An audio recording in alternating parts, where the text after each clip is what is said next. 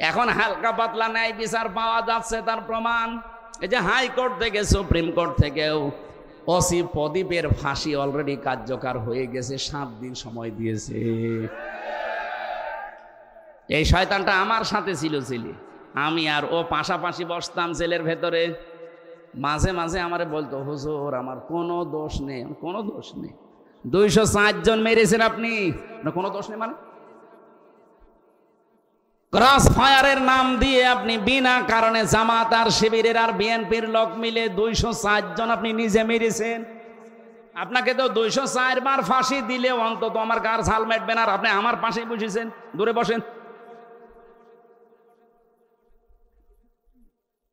এখন হালকা কিছু ন্যায় বিচার পাওয়া যাচ্ছে, যেমন তারেক জিয়াকে সাজা থেকে মুক্তি দিয়ে দিয়েছে, ডাক্তার জোবাইদা রহমানকে খালাস দিয়ে দিয়েছে, বেগম জিয়াকে খালাস দিয়ে দিয়েছে। আমরা চাই ন্যায় বিচার যেহেতু এখন চলছে, 27 তারিখে এটিএম আজহারকেও মুক্তি দেওয়া হোক। এটা চান কারা কারা দেখি? লিল্লাহে তাকবীর।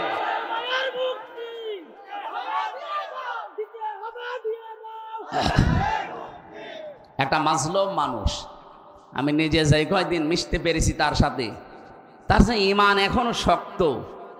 ভাই বহু আলেমকে আমি ভেতরে দেখেছি ঠিক থাকতে পারে না, মানে শয়তান তো আর বসে নেই, ভেতরে যেও ধোকা দেয়।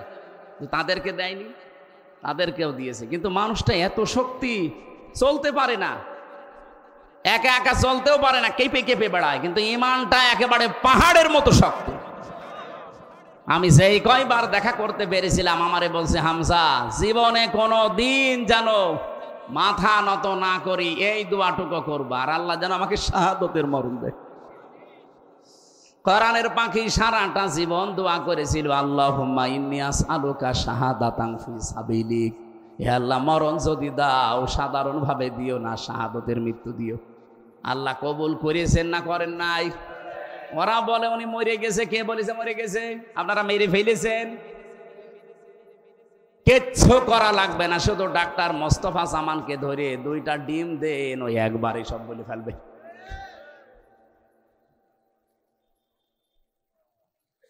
রিমান্ডে যে কষ্ট আমাদেরকে দিয়েছিল, তার 100 ভাগের 1 ভাগ যদি এই মানুষগুলোকে দেন, আল্লাহর কসমে মানুষগুলো সব সত্য বেরিয়ে দেবে। আমার মাথার চুল থেকে পায়ের তালু পর্যন্ত 1 ইঞ্চি জায়গা বাকি নেই যেখানে টর্চার করে নাই। আমি যে চেয়ারে বসতে পারি না, খালি তো গদি আছে বলে বসে আছি, যদি কাঠ হইতো আমি 10 মিনিট পরে আমার ব্যথা শুরু হয়ে যেত। এমন এমন জায়গায় টর্চার করেছিল যেটা বউকে ছাড়া কাউকে দেখানো যায় না। মেশিন নিয়ে এসেছিল একদিন, বলছে যে এটা দিয়ে আমরা নখ তুলি। এমন সিস্টেমের মেশিন বানানো ওদের, পুলিশকে যদি দায়িত্বে থেকে থাকে জিজ্ঞাসা করেন, এই চেয়ারে বসিয়ে দেয় এভাবে। আমার আগে একজন বিএনপির ছাত্র দলের এক ভাইকে নিয়ে গেল চট্টগ্রামে বাড়ি। যাওয়ার সময় ভালো মানুষ গেল, আসার সময় দেখি বাবা মা বলে চিৎকার করছে। হাতের দিকে তাকিয়ে দেখি 1টা নখও নেই।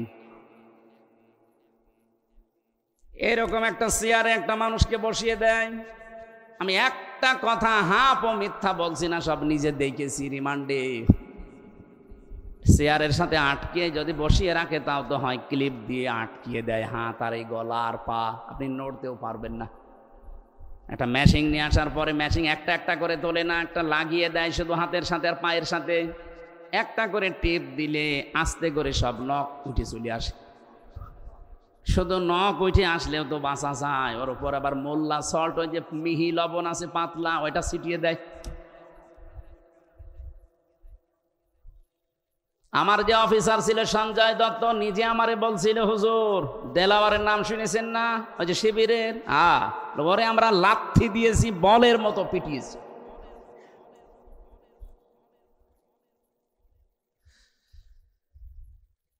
দাড়িপাল্লার প্রতীক শুধু আমরা দেখতে পাচ্ছি, কিন্তু ন্যায় বিচার আজও পাইনি। আমার মন ডেকে বলে, এবার যদি সত্যিই দাড়িপাল্লা আমরা দেখতে পাই, আমরা চাচ্ছি যারা দায়িত্বে আছে, ন্যায়ের এই পথিক, এই দাড়িপাল্লা এবং নিবন্ধন ফেরত দেওয়া লাগবে। এত মানুষ জীবন দিয়েও যদি বৈষম্যের শিকার হয়ে থাকা লাগে, তা আবার কি আগস্টের 5 তারিখ আসলে আপনারা কিছু নেবেন? ভার সহ্য করতে পারবেন না? আগস্টের 5 তারিখ আসার আগে যেন দেশটা স্বৈরাচার মুক্ত যেমন হয়েছে, বৈষম্য পুরা মুক্ত হয়ে যায়। যারা উল্টাপাল্টা কথা বলেন বিভিন্ন জায়গা থেকে মাল পানি খেয়ে, তারা একটু থামেন।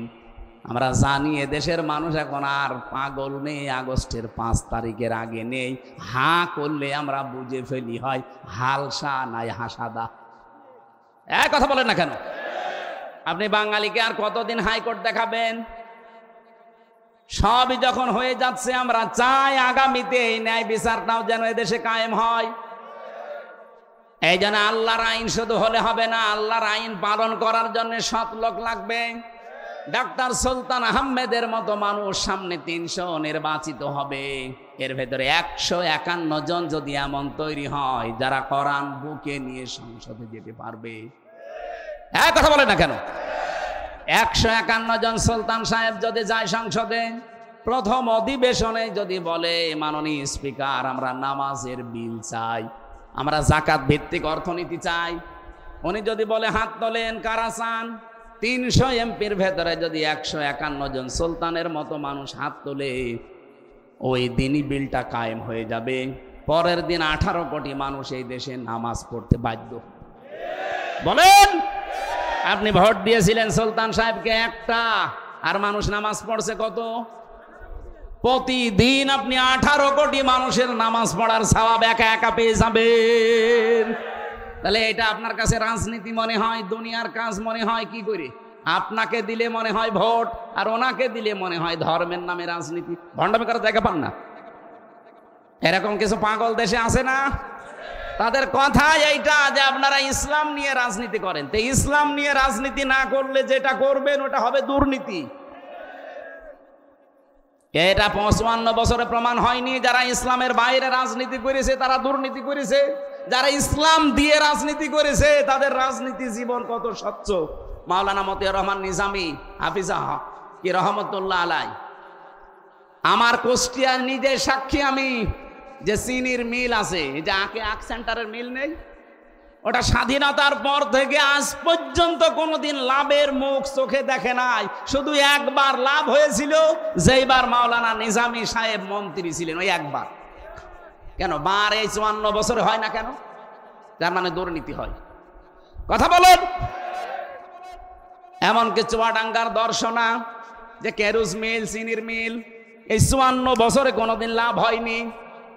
একবার শুধু তারা লাভের মুখ চোখে দেখেছিল, যেইবার শিল্পমন্ত্রী ছিল মাওলানা নিজামী।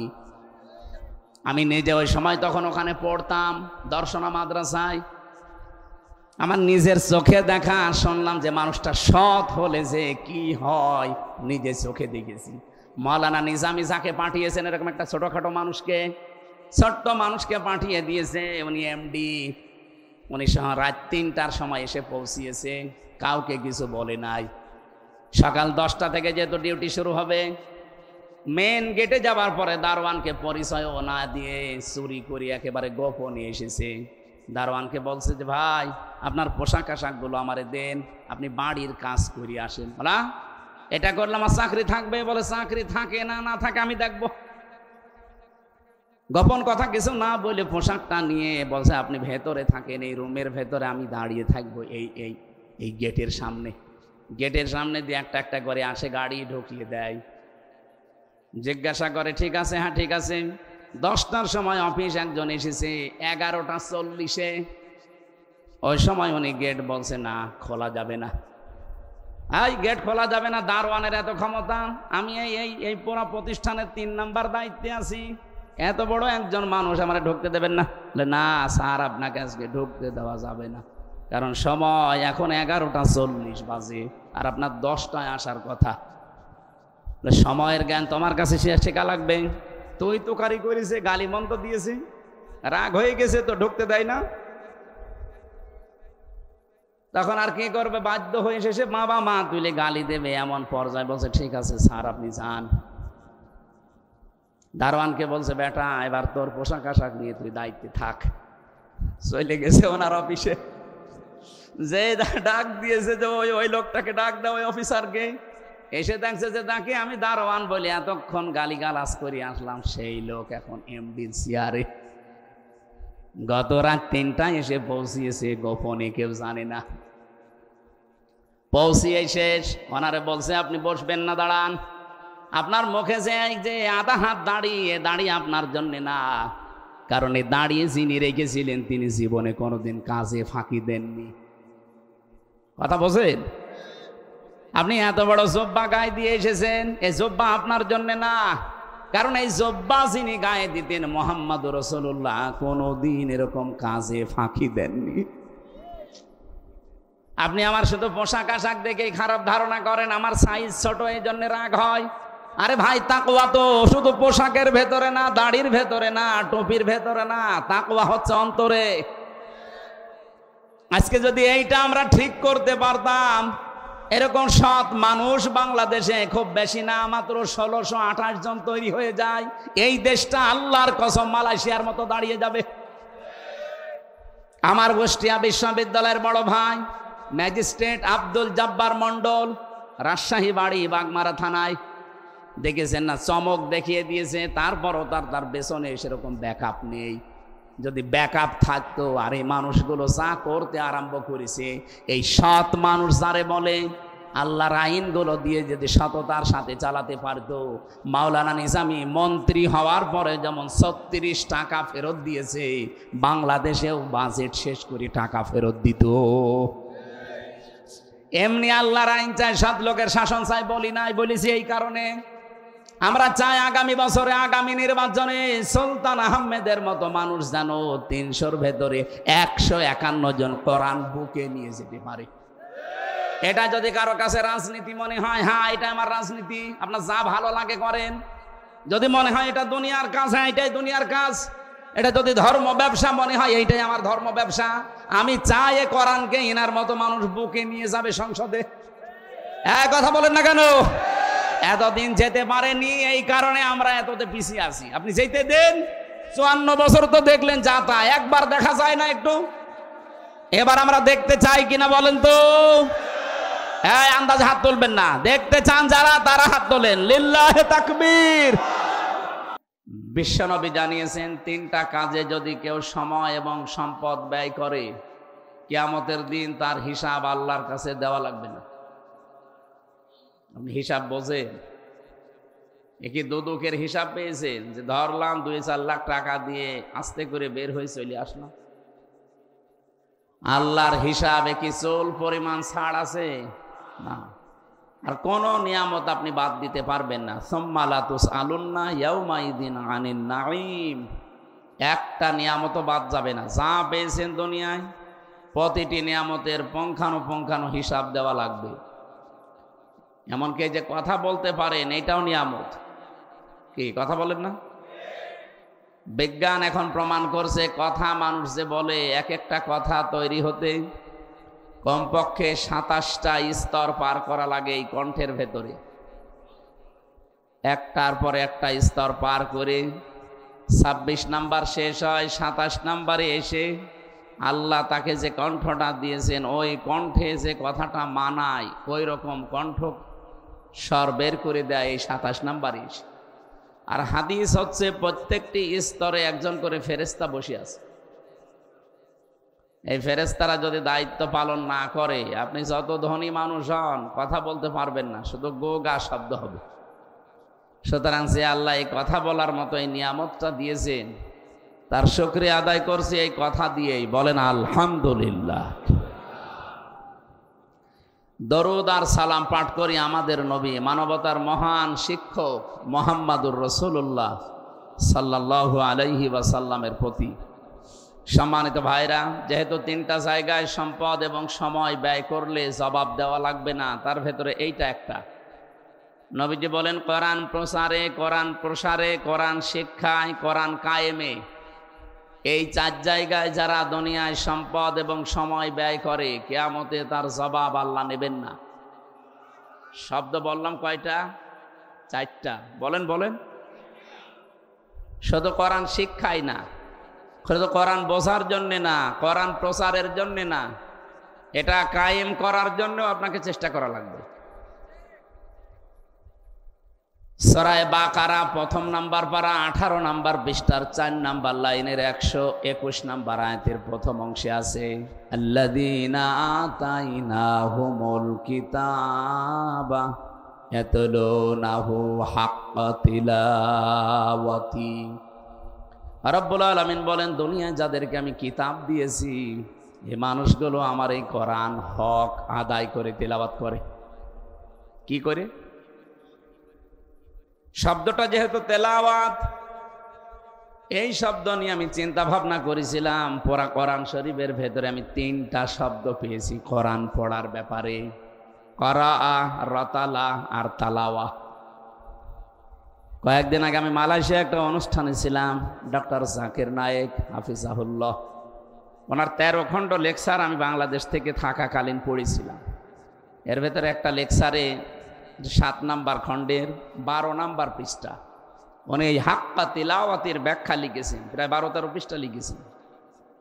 আমি যেহেতু যেটা পড়ি ওইটা নোট করে রাখি আগে, গুরুত্বপূর্ণ মনে হলে।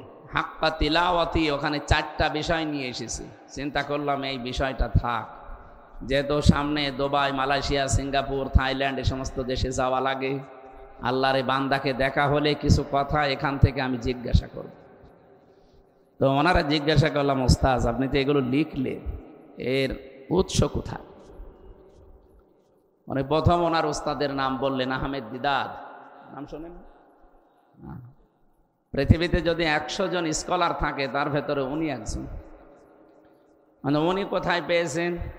সিরিয়াল হিসাবে কিছু মানুষের নাম বলতে বলতে ইমাম আবু হানিফা রহমতুল্লাহ আলাইহি পর্যন্ত চলে গেছে। তার মানে ইমাম আবু হানিফা তো আর মানে বানিয়ে বলেনি, সে সাহাবীকে দেখেছে। 4 জন সাহাবীর সাথে তার সাক্ষাৎ হয়েছিল, তিনি সাহাবীদের কাছ থেকে শুনেছিলেন। আর সাহাবীরা যদি ব্যাখ্যা করে কার কাছে? রাসূলুল্লাহর কাছে। ওনারা রাসূল থেকে না শুনে আন্দাজে ব্যাখ্যা করেছে। বলেন বলেন।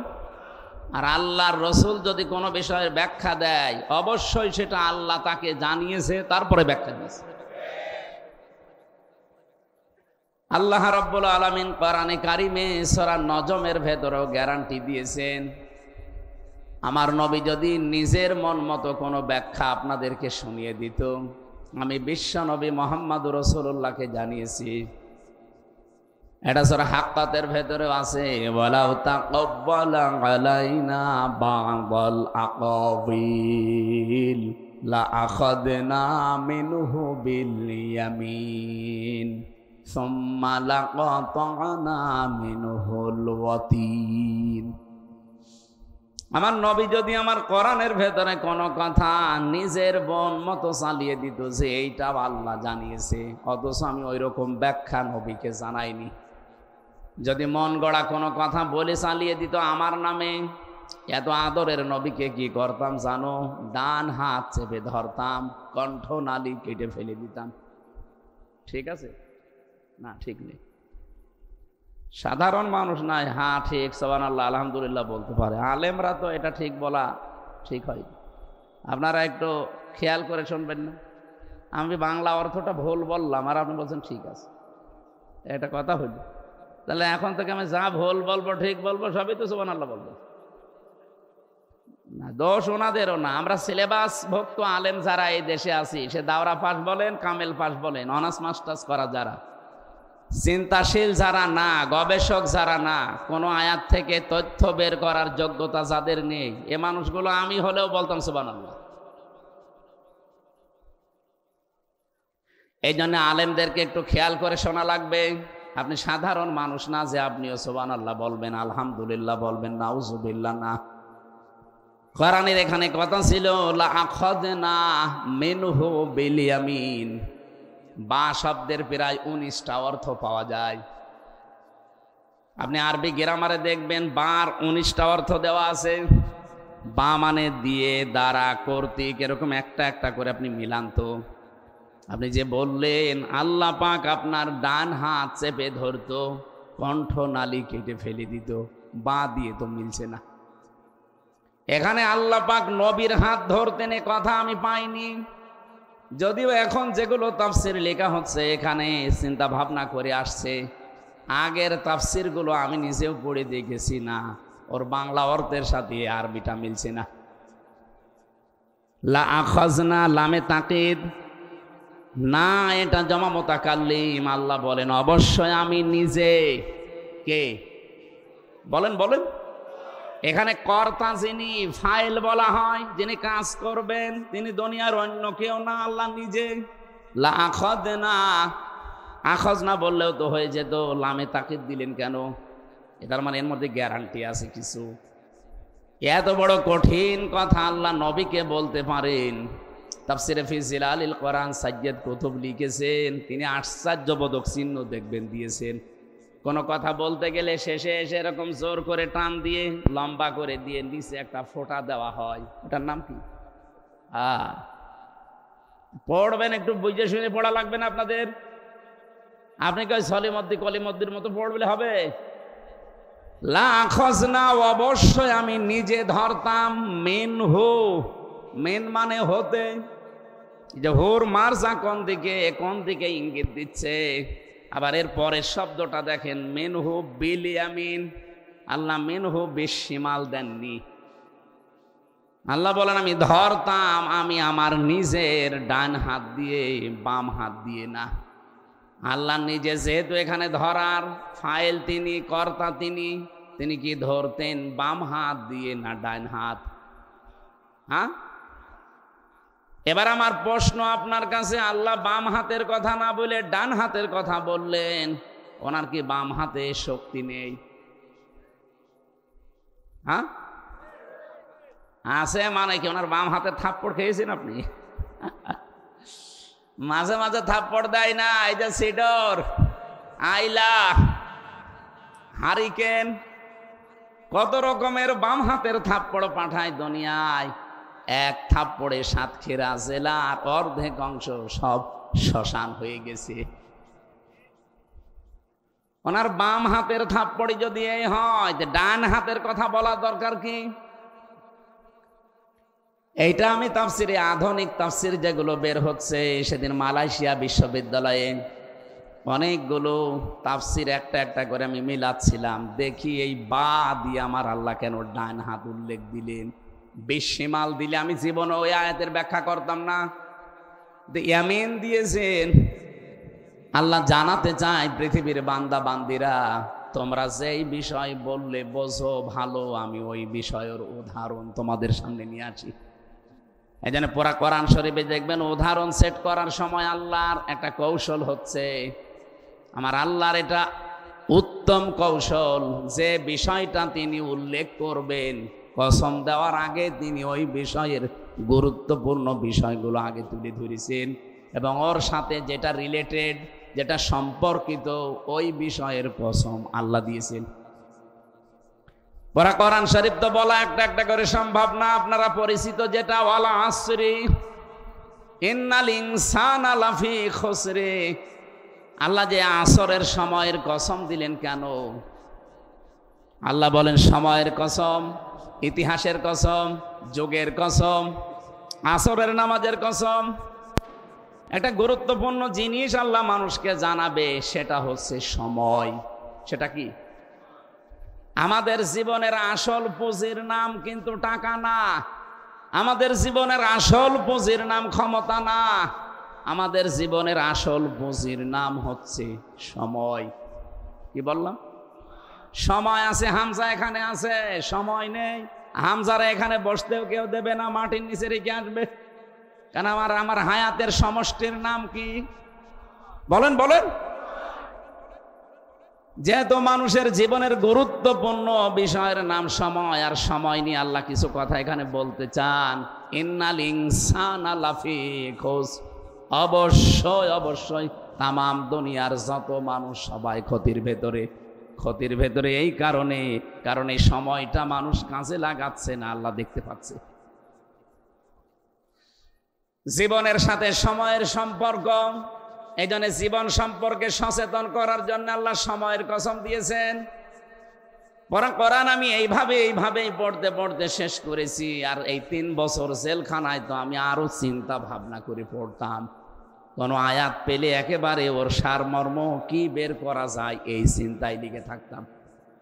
24 ঘন্টা যেহেতু তালা লাগানো, এমনকি সিসি ক্যামেরা দেওয়া ছিল আমার দিকে, আমার সাথে কেউ ভয়ে কথাও বলতো না। এখানে কথা বললে উপরে খবর হয়ে যেত যে মামুনুল হক আর আমির হামজার সাথে অনেকে লাইন করছে, এই জন্য ভয়তে আমাদের সাথে কেউ কথাও বলতো না। সময়টা যেহেতু কাজে লাগানো লাগবে, আর কবে বের হব কিনা তাও তো জানতাম না। মাঝে মাঝে মনে হতো মনে হয় জেল থেকে লাশ হয়ে চলে যাওয়া লাগবে, কারণ বহু মানুষ আমার সামনে দিয়ে এভাবে বের হয়ে চলে গেছে। সারা দিন সারা রাত একটাই খালি চিন্তায় থাকতাম, দেখি কোনো নতুন তথ্য এখান থেকে নিয়ে আসা যায় কিনা। মাঝে মাঝে কারারক্ষী যেটাই পড়তো অধিকাংশ সব হিন্দু, সুব্রত বালা, দেবদুলাল, আশিক কুমার, নয়ন ঘোষ, নাম শুনে বোঝা যাচ্ছে আল্লাহর ওলি। ওর কাছে তার আলেম জালেম নেই। মাঝে মাঝে ওই দূর থেকে ইশারা দিয়ে বলতাম যে সব সময় তো তালা লাগিয়ে রাখেন এতটুকু একটা ঘরে, এদিকে 3.5 হাত, এদিকে 2.5 হাত, কবরের মতোই প্রায়। 24 ঘন্টা এভাবে একটা মানুষ, যোগাযোগ বিচ্ছিন্ন করে দিয়েছেন আপনারা। 3 বছর আমি পারিবারিক কারো কাছে কথা বলতে পারি নাই দুনিয়ায়, এরকম কঠিন অবস্থায় কবরের ভেতরেই প্রায়। কারাগার একটা জিন্দা কবরের মতো, যদি যোগাযোগ বিচ্ছিন্ন করে দেওয়া যায়, কারণ ওটা একটা আলাদা জগৎ। একদিন একজনকে বললাম যে ভাই, ওই দূর থেকে ইশারা দিয়ে বললাম, কারণ এই আওয়াজ তো পারবে না, ওই কথা যদি কাছে এসে বলে তখন ধরে ফেলবে। একটা কাজ করেন, আপনি আমার একটা বই এনে দেন, একটু পড়ি। আল্লাহর ওলি বই নিয়ে এসেছে, বঙ্গবন্ধুর আত্মজীবনী। ওই বই পড়ি করবো না, এর ভেতরে জ্ঞান আছে। পরের সপ্তাহে একটা বই নিয়ে এসেছে, বঙ্গবন্ধুর ছেলেবেলা। আপনি আর বই পান না? সুন্দর সুন্দর বই আছে বঙ্গবন্ধু কর্নারে। পরের সপ্তাহ 3 সপ্তাহ মানে 21 দিন পর একটা বই দিয়ে গেল, বঙ্গবন্ধুর ছেলেবেলা, বঙ্গবন্ধুর চীন সফর, ছেলেবেলার আত্মজীবনী। কি আছে এর ভেতরে পড়েন। আমি একটা অনার্স মাস্টার্স করা মানুষ, ওই বই পড়ে সময় নষ্ট করার সময় আছে আমার? ওখান থেকে যদি কিছু পাওয়া যেত সেইটা পড়তাম। ওনারে বললাম আপনার এটা দিয়ে হবে না, আপনি এটিএম আজহারুল ইসলামের কাছে যান, ওই হিমেল বিল্ডিং এ থাকে। কে? বলে হ্যাঁ, ওনার কাছে যে বলবেন যে হামজা বই চেয়েছে। বই কারে বলে আপনি দেখবেন। বলছে না, আমি ওনার কাছে যেতে পারবো না। ঠিক আছে। কয়েকদিন পরে আশরাফুল এই নামে একটা কারারক্ষী পেলাম, নাম বুকের ওপরে লেখা আছে। মনে করলাম যাই হোক, অন্তত ঈমান আছে, এ অন্তত কথা শুনলে শুনতে পারে। আজহার সাহেবের কাছে গিয়ে বলেছে হামজা বই চেয়েছে। আল্লাহর বান্দা, আমার মনে হয় আল্লাহ ইশারা দিয়েছে, ওনার কাছে প্রায় 300-র উপরে বই আছে। জামাত ইসলামী বাংলাদেশ এবং ইসলামী ছাত্র শিবিরের যারাই জেলে ছিল, অধিকাংশ মানুষ তার কাছে বই রেখে এসেছে। মাওলানা মতিউর রহমান নিজামী রহমতুল্লাহ আলাইহি, শহীদ আব্দুল কাদের মোল্লা রহমতুল্লাহ আলাই, শহীদ কামারুজ্জামান রহমতুল্লাহ আলাই, শহীদ আল্লামা দেলাওয়ার হুসাইন সাইদি রহমতুল্লাহ আলাই, একটা একটা করে তারা বিদায় নিয়েছে। বইগুলো কি করবে? সব ওনাকে দিয়ে এসেছে। এই জন্য ওনার ঘরে শুধু বই। ঈদের দিন একটু ছেড়ে দেয়, ঈদের দিন ছাড়া পেয়েই গেলাম ওনার ঘরে, যে দেখছি বই ঘর না, এটা লাইব্রেরি বানিয়ে রেখেছে। আল্লাহর বান্দাই 13টা বছর ভেতরে আছে। আমার মনে হয় 13 বছরে জ্ঞান চর্চায় আছে। বাইরে যাই ছিল, যেহেতু সময় সাংগঠনিক কাজে দিয়েছে, ভেতরে তো কাজ কাম নেই। 24 ঘন্টা উনি কোরআন আর হাদিস নিয়ে পড়ে আছে। আমারে বই দিয়েছিল প্রোডাক্টিভ মুসলিম, এটা পড়বেন, ফি জিলালিল কোরআন। একটা একটা করে যতগুলো বই ওনার কাছ থেকে পেয়েছিলাম, নিয়ে এসে মিলাতাম, দেখি কিছু এখান থেকে বের করতে পারি কিনা। আর পাশে তো একজন সাহায্যকারী আমি পেয়েছিলাম, আল্লামা মামুনুল হক হাফিজাহুল্লাহ। আল্লাহরে বান্দার বহু শ্রম আমার প্রতি আছে, আমি ঋণী তার কাছে। আল্লাহ যেন তাকে সর্বোচ্চ মর্যাদা দান করেন দুনিয়া আখিরাতে। আর একজনের কথা আমি ভুলতে পারবো না কোনোদিন, তারেক জিয়া সাহেবের পিএস মিয়া নুরুদ্দিন অপু, এই যে শরীয়তপুরে বাড়ি, আল্লাহর বান্দা বহু সাহায্য করেছে ভেতরে। এরা কয়েকজন না থাকলে আমার মনে হয় কষ্ট আমার আরো 100 গুণ বেড়ে যেত, কারণ ভেতরে তো কেউ কারো না, প্রত্যেকেই কবরের মতো মনে হয় কবরে আছে। ওখান থেকে শব্দগুলো মিলিয়ে যেটা আমি নিজে পড়ে পেয়েছি সেইটাই শোনাচ্ছি। আল্লাহ নিজে ডান হাতের নাম দিয়েছেন, বাম হাতের নাম দেননি এই কারণে, কারণ আমরা দেখি সচরাচর আমরা ডান হাতে শক্তিশালী কাজগুলো করি আর বাম হাতে নরমাল কাজগুলো। কথা বোঝেন? আমরা যেহেতু ডান হাত দিয়ে কোনো ভারী জিনিস তুলতে হলে ব্যবহার করি, কোনো পাতলা জিনিস হলে ডান হাত ব্যবহার না বাম হাত দিলেও হয়। আল্লাহ বোঝাতে চেয়েছেন আমি কিন্তু ডান হাত দিয়ে ধরতাম, মানে নরমালে না, শক্তভাবে ধরতাম। শুধুমাত্র ধরেই শেষ করে দিতাম না, সুম্মা লাকাতানা মিনহুল ওয়াতিন, আমার নবী যেটা দিয়ে কথা বলে এই কণ্ঠনালীটা কেটে ফেলে দিতাম। ফামা মিনকুম মিন আহাদিন আনহু হাজিজিন, আর এই ব্যাপারে তোমাদের কেউ ছিল না যে তাকে বাঁচাতে পারে। আপনি কথাগুলোর ওজন টের পাচ্ছেন? কাকে বলছে? এটা হামজাকে না, এটা হেলালিকে না, এটা সুলতানকে না, এটা বলছে সরাসরি মুহাম্মদুর রাসূলুল্লাহকে। আল্লাহর পরে যার স্থান সেই মানুষকে আল্লাহ এত বড় ধমক দিলেন যে আমার কোরআনে এই পৃথিবীতে কেউ কোনো কথা ঢোকাতে পারে নাই। আমার নবীও যদি ঢুকিয়ে বলতো নবীকেও ছাড়তাম না। লা ইয়াতিহিল বাতিলু মিন বাইনি ইয়াদাইহি ওয়ালা মিন খালফি তানজিলুম মিন হাকিমিন হামিদ। বলেন আল্লাহু আকবার। আমরা যেহেতু 92% মুসলমান এই দেশে বাস করি, আপনি কোরআনের বিরুদ্ধে কোনো কথা বলে এখানে জীবনেও টিকে থাকতে পারবেন না, এটা 54 বছরে প্রমাণ হয়ে গেছে। কিন্তু এই 3 দিন আমরা একটা দৃশ্য উল্টাপাল্টা দেখছি। নারী কমিশনের নাম দিয়ে যারা চেষ্টা চালিয়েছিল তারা তো ব্যর্থ হয়েছে। গত 3 দিনের ভেতরে দেখলাম কলকাতা থেকে কিছু হিজড়াকে নিয়ে এসে কোরআনের বিরুদ্ধে অলরেডি তারা রাজপথে আজকেও মিছিল করেছে। তারা মিছিল করছে, দেহ আমার, সিদ্ধান্ত আমার। আমি সামনের শুধু 2 জন মহিলাকে চিনতে পেরেছি, বাকি সবগুলো কলকাতার। কারণ এই যে 33 বছর বয়সে আমার 92-তে জন্ম, এখন চলছে 2025। এই 33 বছরের ভেতরে বাংলাদেশের চাইতে আমি কলকাতায় কাটিয়েছি বেশি, কারণ এদেশে আমার কথা বলতে দিত না। আমি যাওয়ার আগেই বাড়ি পুলিশ চলে যায়, অথচ আমার শরীর চলে না। বলেন তো কি দেখি আপনি ভয় পান? আমার শরীর চলে না, আমি নিজে নিজে চলতে পারি না। আর আমি বাড়ি যাব কবে আমি নিজেও জানি না। 2 মাস, 3 মাস, 5 মাস পরে 1 ঘন্টার জন্য বাড়ি যাই। আমি জানি না যে আজকে বাড়ি যাব, অথচ আল্লাহর ওলিরা জানি। ও যে দেখি 5 জন বসে আছে, কি হুজুর পাঠিয়েছে। আমি জানতাম না যে সত্যি আমি আজকে বাড়ি আসবো। আপনারা জানেন কি করি? পেছনে কিভাবে জোকের মতো লেগেছিল বলেন তো।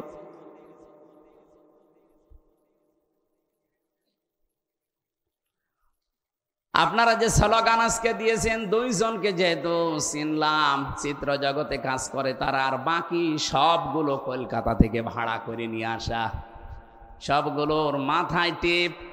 তাদের সংস্কৃতি কিন্তু ঠিকই তারা মেনে মিছিল করছে। আর যেই মুসলিম মেয়েদেরকে সামনে পেছনে দিয়েছে, এরা নিজের অস্তিত্ব ভুলে অলরেডি মুশরিক হয়ে গেছে। দেহ আমার, সিদ্ধান্ত আমার, এ কথা আপনি বলতে পারেন? এ দেহ কি আপনার নিজের? ডাক্তার আছে, জিজ্ঞাসা করেন তো। মা বাবার দায়িত্ব শুধু বিছানায় থাকা, তাছাড়া বাকি যা দায়িত্ব আপনার মা বাবা আর পালন করে নাই।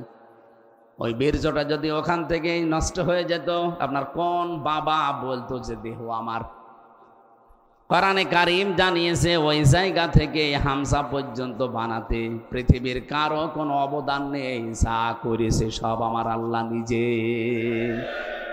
ফালিয়ানজুরিল ইনসানু মিম্মা খুলিকা মিম্মা দাফিকি ইয়াখরুজু মিন বাইনিস সুলবি ওয়াত তারাইব। রব্বুল আলামিন বলেন মানুষকে একটু নজর করে দেখে না, যারা স্লোগান দিলেন একটু পড়বেন সূরা তারিকটা। আল্লাহ বলছেন মানুষকে নজর করে দেখেন আমি কি দিয়ে বানালাম তারে। বাবার স্ফলিঙ্গ দিয়ে দ্রুত গতিতে বের হয়ে যাওয়ায় নাপাক পানিটা মায়ের রেহেমের ভেতরে আমি আল্লাহ জমা করি। আর এখন ডাক্তার যারা চিকিৎসা বিজ্ঞানীরা এখন দেখছে এই নাপাক পানি আল্লাহ 4টা জিনিস তৈরি করেন, চুল, রগ, হাড় আর পর্দা। মায়ের রেহেমের ভেতরে যে নাপাক পানি আছে, ফি কারারিম মাকিন যেটা বলা হয় সুরক্ষিত জায়গা, ওই নাপাক পানিটা দিয়ে আল্লাহ আরও 4টা জিনিস বানায়, রক্ত, গোশত, চর্বি আর চামড়া। 4-8টা জিনিস এক হয়। আল্লাহ বলেন আমার নাম সে রব, এই রব নামের কারণে আমার বান্দা আর বান্দিকে আমি 5টা জিনিস দান করি। এই তথ্য পাবেন সূরা নাহাল 14 নম্বর পারা 14 নম্বর পৃষ্ঠা 13 নম্বর লাইনের 78 নম্বর আয়াতের মাঝের অংশে আছে ওয়াজআলা লাকুমুস সামআ ওয়াল আবসারা ওয়াল আফইদা ইলা আখির আয়াত। আল্লাহ তাআলা বলেন আমি শুধু রব নামের কারণে তোকে শ্রবণ শক্তি, দর্শন শক্তি, বাক শক্তি, আকেল শক্তি আর ঘ্রাণ শক্তি, এই 5টা আমি নিজে দিয়েছি, দুনিয়ায় কেউ তোরে দেয়নি। তোর মার বাবার বীর্জনী আমি 4-8টা জিনিস বানিয়েছিলাম, তো বাকি যে 5টা দিয়েছি নিজের দিকে একটু নজর করে দেখার জন্য নজর দেওয়ার আরবি আল্লাহ কিন্তু র দিতে পারতেন, না দিয়ে নাজারা দিয়েছেন। র মানেও দেখা, নাজারা মানেও দেখা। ফালিয়ানজুরিল ইনসানু না দিয়ে আল্লাহ নাজারা না দিয়ে র দিলেন না কেন? যারা আধুনিকভাবে তাফসীর করে তারা লিখেছে মানুষ যেন সত্যি চিন্তা করে যে আমি আসলাম কোন জায়গা থেকে, আমার সৃষ্টির অস্তিত্বটা কি ছিল। এই 5টা জিনিস আপনি নিজের দিকে এখন একটু তাকিয়ে বলেন তো, সত্যি আল্লাহ যদি একটাও কম দিত আপনি কি পূর্ণাঙ্গ মানুষ হয়ে আসতে পারতেন? আল্লাহ আমাকে যদি দর্শন শক্তি না দিত, চেহারা আমার যতই সুন্দর হোক ওই বোতলের মতো। এখন স্লোগান চলছে না ঠান্ডা না বোতল, ও বোতলের মতো যতই আমার চেহারা সুন্দর হোক। বলেন তো চোখ যদি না থাকতো আমার মানুষকে বোতল বলেও ডাকতো, বলতো কানা বোতল, কানা বোতল বলতো।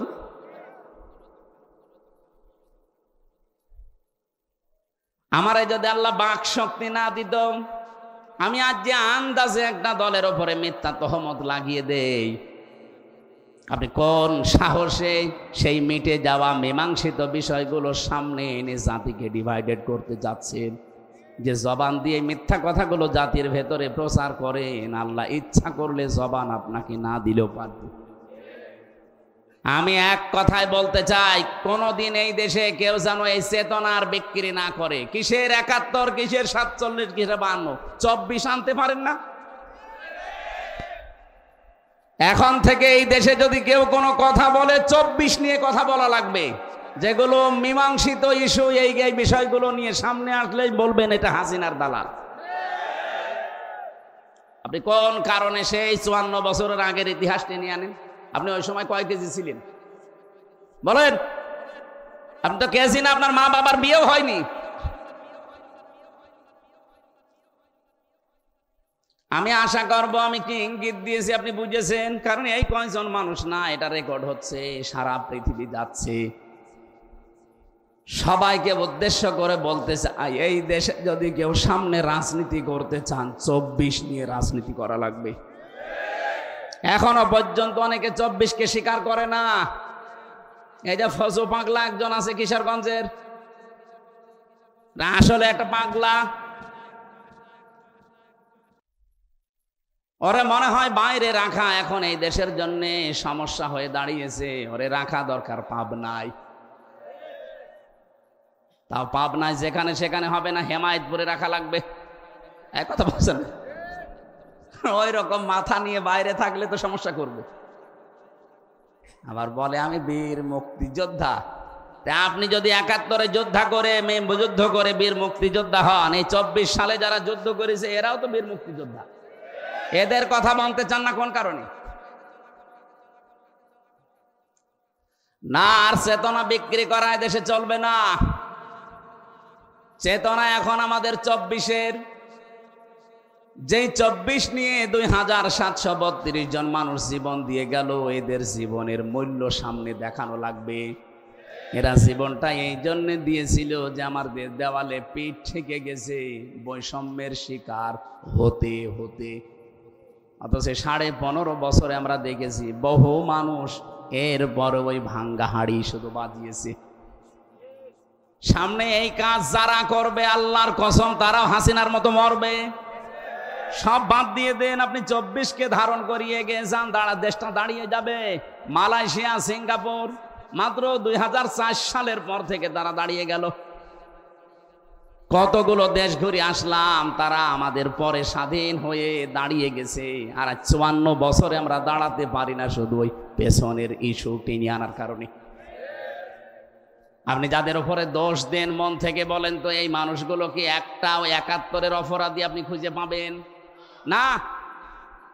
এই দেশে যারা এখন ইসলামী রাজনীতি করে, আপনি একটা মানুষকে দেখান যে এই লোকটা 71-এর অপরাধী ছিল। আর অপরাধী মানুষ কখন হয়? যখন কাজ করে।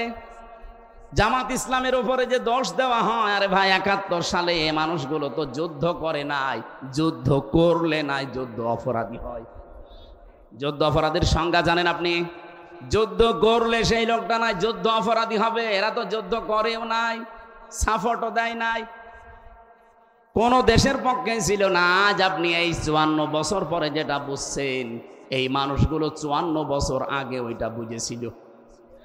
ভারত এখন মসজিদ ভাঙে, ভারত এখন কতগুলো মসজিদ ভেঙেছে দেখেছেন? ওয়াকফ আইনের নামে তারা মুসলমানদের হাজার হাজার বিঘা সম্পত্তি সব অবৈধভাবে নিয়ে নিচ্ছে। তামাম দুনিয়ার মানুষ এখন দেখছে যে বাংলাদেশের সবচাইতে বড় শত্রু এই ভারত। এটা আমরা এখন দেখে 24-এর যারা আছি সব এখন এক বাক্যে, যেমন পাকিস্তানের পক্ষে, ভারতের বিপক্ষে। ওই সময় জামাত ইসলামী বাংলাদেশ বুঝেছিল ওরা যা করতে চায়, এ দেশটাকে ওরা অঙ্গরাজ্য বানিয়ে ফেলবে। আমরা তো গোলাম হতে চাই না। কোরআনে কারিমে আল্লাহ জানিয়েছেন, ফালাকতাহামাল আকাবাতা ওয়া মা আদরাকা মাল আকাবা ফাক্কু রাকাবা আও ইতআমুন ফি ইয়াউমিন যি মাসগাবা। হে নবী, ওরা কিন্তু গিরিপথে যেতে রাজি না, অথচ কঠিন গিরিপথের ভেতর দিয়েই পার হয়ে সফলতা অর্জন করা লাগে। এখানে আকাবা গিরিপথ কি?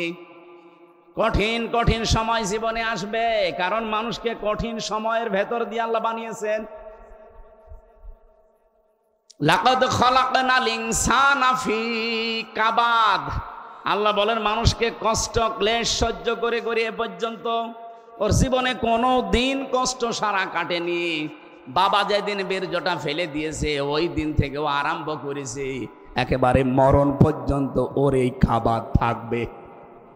আপনি চিন্তা করে দেখেন, যেদিন বাবা আমাকে ফেলে দিয়েছে ওই দিন থেকে এক ফোঁটা বীর্যের ভেতরে কম পক্ষে 40 কোটি হামজা তৈরি হওয়ার ক্ষমতা ছিল। আমরা সবাই ওই দিন দৌড় দেওয়া আরম্ভ করেছিলাম মায়ের ওই রেহেমের ভেতরে, কিন্তু কেউ জরায়ুর দেওয়ালের সাথে ধাক্কা লেগে পড়ে গেছে, কেউ যেতে পারেনি। সর্বশেষ আমি ওই পর্যন্ত পৌঁছিয়েছি, হয়তো আমার মতো আরো কেউ পৌঁছাতে পারে। মায়ের রেহেমের ভেতরে জায়গা যদি থাকে, বিজ্ঞান প্রমাণ করছে একবারে 40 কোটি সন্তান ওখান থেকে হওয়া সম্ভব। কিন্তু জায়গা যেহেতু নেই, এই জন্য হয় একটা, হয় দুইটা, হয় পাঁচটা, হয় সাতটা, হয় 13টা পর্যন্ত এই পৃথিবীতে 13টা সন্তান এক মহিলায় একবারে জন্ম দিয়েছে ক্যালিফোর্নিয়ায়। একটাই মহিলা 13টা সন্তান একবারে জন্ম দিয়েছে, এর উপরে আর পারে নাই দুনিয়ায় কেউ। আমার মনে হয় মহিলার পেট না, ও একটা গোলা ছিল। 13টা বাচ্চা, আপনি হিসাব করেন তো এখান থেকে আল্লাহ যদি আমারে ধাক্কা দিয়ে ফেলে দিত যে তোর আর দুনিয়ায় সে কাজ নেই, যা এখান থেকে পায়খানায় চলে যা, টয়লেটে চলে যা, আসতে পারতেন নাকি আল্লাহ পারতেন না? ৮, ৫, ১৩টা জিনিস যখন এক করে দিলেন, এই কঠিন মুহূর্তগুলো পার না করলে জীবনে সফলতা আসবে না। এই জন্য আল্লাহ প্রশ্নবোধক চিহ্ন দিয়েছেন, অমা আদরাকা মাল আকাবা। হে নবী, আপনি কি জানেন আকাবা কি? এই গিরিপথ কি? এটা আল্লাহ নিজে এবার ব্যাখ্যা করছেন। ফাক্কু রাকাবা, এই কঠিন কাজগুলো আসলে একটা কঠিন, এটা দাসত্ব মুক্তির কাজ হাতে নেওয়া লাগে। কিসের দাসত্ব? এই ভালো করে শুনবেন, গুরুত্বপূর্ণ তথ্য এখান থেকে আসবে। ফাক্কু রাকাবা দিয়েছেন। আল্লাহ পাক বলতে চান, যারা সফল হতে চাও দুনিয়া আখেরাতে, তাদের এই কাজগুলো হাতে নেওয়া লাগবে। ১ নাম্বারে তোমরা মানুষকে দাসত্ব থেকে মুক্ত করবে। এই আয়াতটা যেহেতু ১৫০০ বছর আগে নাজিল হওয়া, তাফসিরে ইবনে কাসিরের ভেতরে দেখবেন এই জায়গাতে শুধু দেওয়া আছে ওই জামানায় যারা দাস দাসী ছিল তাদেরকে মুক্ত করুন। কিন্তু আধুনিক তাফসিরগুলো যে শুধু দাস দাসী না, ফাক্কু রাকাবার ব্যাখ্যায় লেখা আছে মানুষের তৈরি করা আইন কানুন থেকে, এমনকি মানুষের দাসত্ব থেকে মুক্ত করার জন্য যারা কর্মসূচি হাতে নেয় তারা সফল। এই বাংলাদেশে কে এই কর্মসূচি হাতে নিয়েছে? আপনি নিজের বিবেককে জিজ্ঞাসা করেন। খালি উল্টাপাল্টা ফতোয়া দিলে হবে যে এদের আকীদা ভালো না আকীদা খারাপ? কি আকীদা খারাপ দেখেছেন আপনি? আমি কোরআন শরীফ মাথায় নিয়ে বলতে পারি গ্যারান্টি দিয়ে, ১০০% গ্যারান্টি দিয়ে, বাংলাদেশে জামাত ইসলামীর আকীদা হচ্ছে দেশ আল্লাহর, আইন চলবে আল্লাহর। এর বাইরে যদি জামাত ইসলামী বাংলাদেশের আকীদা থাকে, ওইটা তালাক দিয়ে এক্ষুনি চলে আসেন। যারা আছে কেউ যদি জামাত ইসলামের এখানে থাকে জিজ্ঞাসা করে দেখেন, মুরব্বীকে জিজ্ঞাসা করেন, যদি জামাতের লোক হয়ে থাকে যে জমিন আল্লাহর, আইন চলবে আল্লাহর, এইটাই জামাতের আকীদা, আপনি বলেন তো এর বাইরে আকীদা আছে? ওই রকম আকীদা আমরা যদি পোষণ করে থাকি যে জমিন আল্লাহর, আইন চলবে মানুষের, ওই রকম দলে লাঠি ঝাঁটা দিয়ে চলে আসেন, কোনো দরকার নেই ওই দল করা। আমরা চাই মানুষের তৈরি করা আইন কানুনে দেশে আমরা থাকতে দেব না। কি কথা বললেন না কেন? আপনি আমেরিকার দিকে তাকান, ওরা জাতে মাতাল হলেও কিন্তু তালে ঠিক আছে। আজ ২৩৬ বছর চলছে আমেরিকা, আজ পর্যন্ত কোরআনের একটা আয়াতের বিরুদ্ধে ওরা রাষ্ট্রের ব্যাপারে একটা কাজও করে নাই। সূরা নেসা ৫ নাম্বার পারা ২ নাম্বার পৃষ্ঠার ১১ নাম্বার লাইনের ৩৪ নাম্বার আয়াতের প্রথম অংশে এই শব্দটা আজ ২৩৪ বছর আমেরিকা মেনে চলে, এই জন্যে দাঁড়িয়ে আছে। আপনি দেখবেন আয়াতটা পড়ে লেখা আছে, আর রিজালু কাওয়ামুনা আলান নিসা, পুরুষ হবে নেতৃত্বদাতা আর মেয়েরা হবে তাদের আজ্ঞাবহ। ওরা আজ ২৩৬ বছর এইটা মানছে, এই জন্য আজ পর্যন্ত কোনো মহিলা ওদের প্রধানমন্ত্রী হতে পারে নাই। জাতে মাতাল হলেও তাহলে ঠিক আছে। ডোনাল্ড ট্রাম্পের মতো একজন মাতালকে তারা বসিয়েছে, এই কথা বলছেন না কেন? কিন্তু কমলা হ্যারিসের মতো এত বড় একটা শিক্ষিতা মেয়ে, এই পৃথিবীতে যদি ১০০০ বিশ্ববিদ্যালয় থাকে, আপনি র্যাঙ্কিং করবেন, মার্ক করবেন কোনটার পরে কোনটা। আমি আন্তর্জাতিক বিশ্ববিদ্যালয়গুলো গিয়েছি যে তারা ১, ২, ৩, ৪, ৫ হয় কি করে। বাংলাদেশে কতগুলো বিশ্ববিদ্যালয় আছে বলেন? এই তামাম দুনিয়ায় ২৫৭টা দেশ, ২৫৭টা দেশে যত ভার্সিটি আছে, যত বিশ্ববিদ্যালয় আছে, ১০০০ বিশ্ববিদ্যালয়ের তালিকা করা হলে বাংলাদেশের একটাও পাওয়া যায় না। মালয়েশিয়ায় কতগুলো আছে, মাত্র একটা পাওয়া গেছে। আমি চিন্তা করলাম যে মানুষগুলো কি করে, কি এরা র্যাঙ্কিং আমরা যেতে পারি না কেন? যতগুলো দেশে গেছি আমি আগে যাই কোনো ভার্সিটিতে, তাদের গবেষণাগারে, লাইব্রেরিতে, আগে দেখি যে এখানে কি হয়। ওই মানুষগুলো তাহলে কি পড়াশোনা, কি চিন্তা ভাবনা, কোন স্তরে আছে তারা? র্যাঙ্কিংয়ে ১০০০-এর ভেতরে আমরা নেই। র্যাঙ্কিংয়ে ৩-এর ভেতরে, ১, ২, ৩-এর ভেতরে যেটা আছে এই তামাম দুনিয়ায়, তার ভেতরে কমলা হ্যারিসের পড়াশোনা। কোন জায়গায় কোন স্তরের মানুষ এই মহিলা, অথচ তারে আমেরিকা আজ পর্যন্ত দেখেন তারে জনপ্রিয় কম নাও মহিলা, কিন্তু প্রধানমন্ত্রী বানাতে রাজি না। ট্রাম্পের মতো একটা মাতালকে বানিয়ে রেখেছে থাক, কারণ ট্রাম্প হচ্ছে পুরুষ আর ওইটা মহিলা। নবীজির হাদিসে এর পক্ষে একটা হাদিস এসেছে, বিশ্বনবী বলেন লা ইয়াফলিহা কওমুন আল্লাহু আমরহুম ইমরাতুন, বুখারী শরীফের হাদিস। ওই জাতি কখনো সফল হচ্ছে না, হবে না, যেই জাতির নেতৃত্বে কোনো মহিলা বসে আছে। এই ষড়যন্ত্র ওরা আজ পর্যন্ত করে না, এই জন্য দাঁড়িয়ে গেছে। নিজেরা মানে না, কিন্তু আমাদের উপরে ষড়যন্ত্র 54 বছরে চাপিয়ে রেখেছে। এখনো অনেকে চেষ্টা চালাচ্ছে আবার চাপাবে। আমি ইঙ্গিত দিলাম, আপনি বুঝতে পেরেছেন কিনা জানি না, না পারলে এদিকে আসেন, কানের নিচে এমন জোরে 2টা দেব, সব বুঝে ফেলবেন। হুজুর আমি বুঝি না।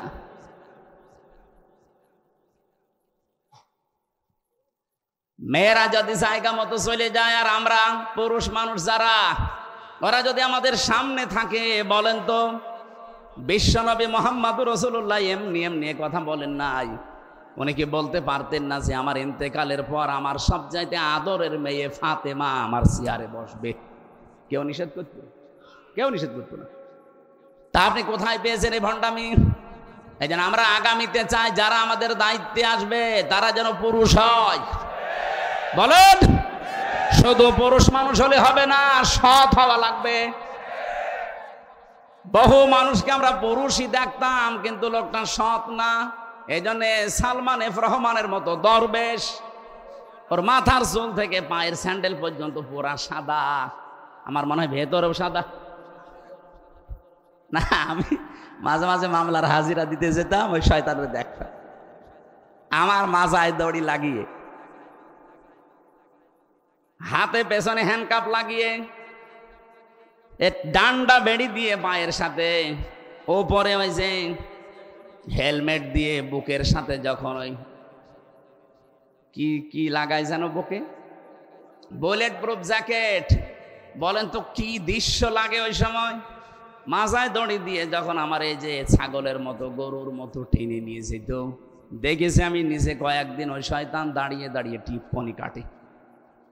এখন ওর যা হচ্ছে, আমরাও যদি বলি যা হচ্ছে ঠিকই হচ্ছে। এত বড় একটা ভালো মানুষ মনে হয়তো না যে দরবেশ, নামই কেউ জানতো না, নাম জানতো যে দরবেশ, অথচ 36,000 কোটি টাকা চুরি করিস।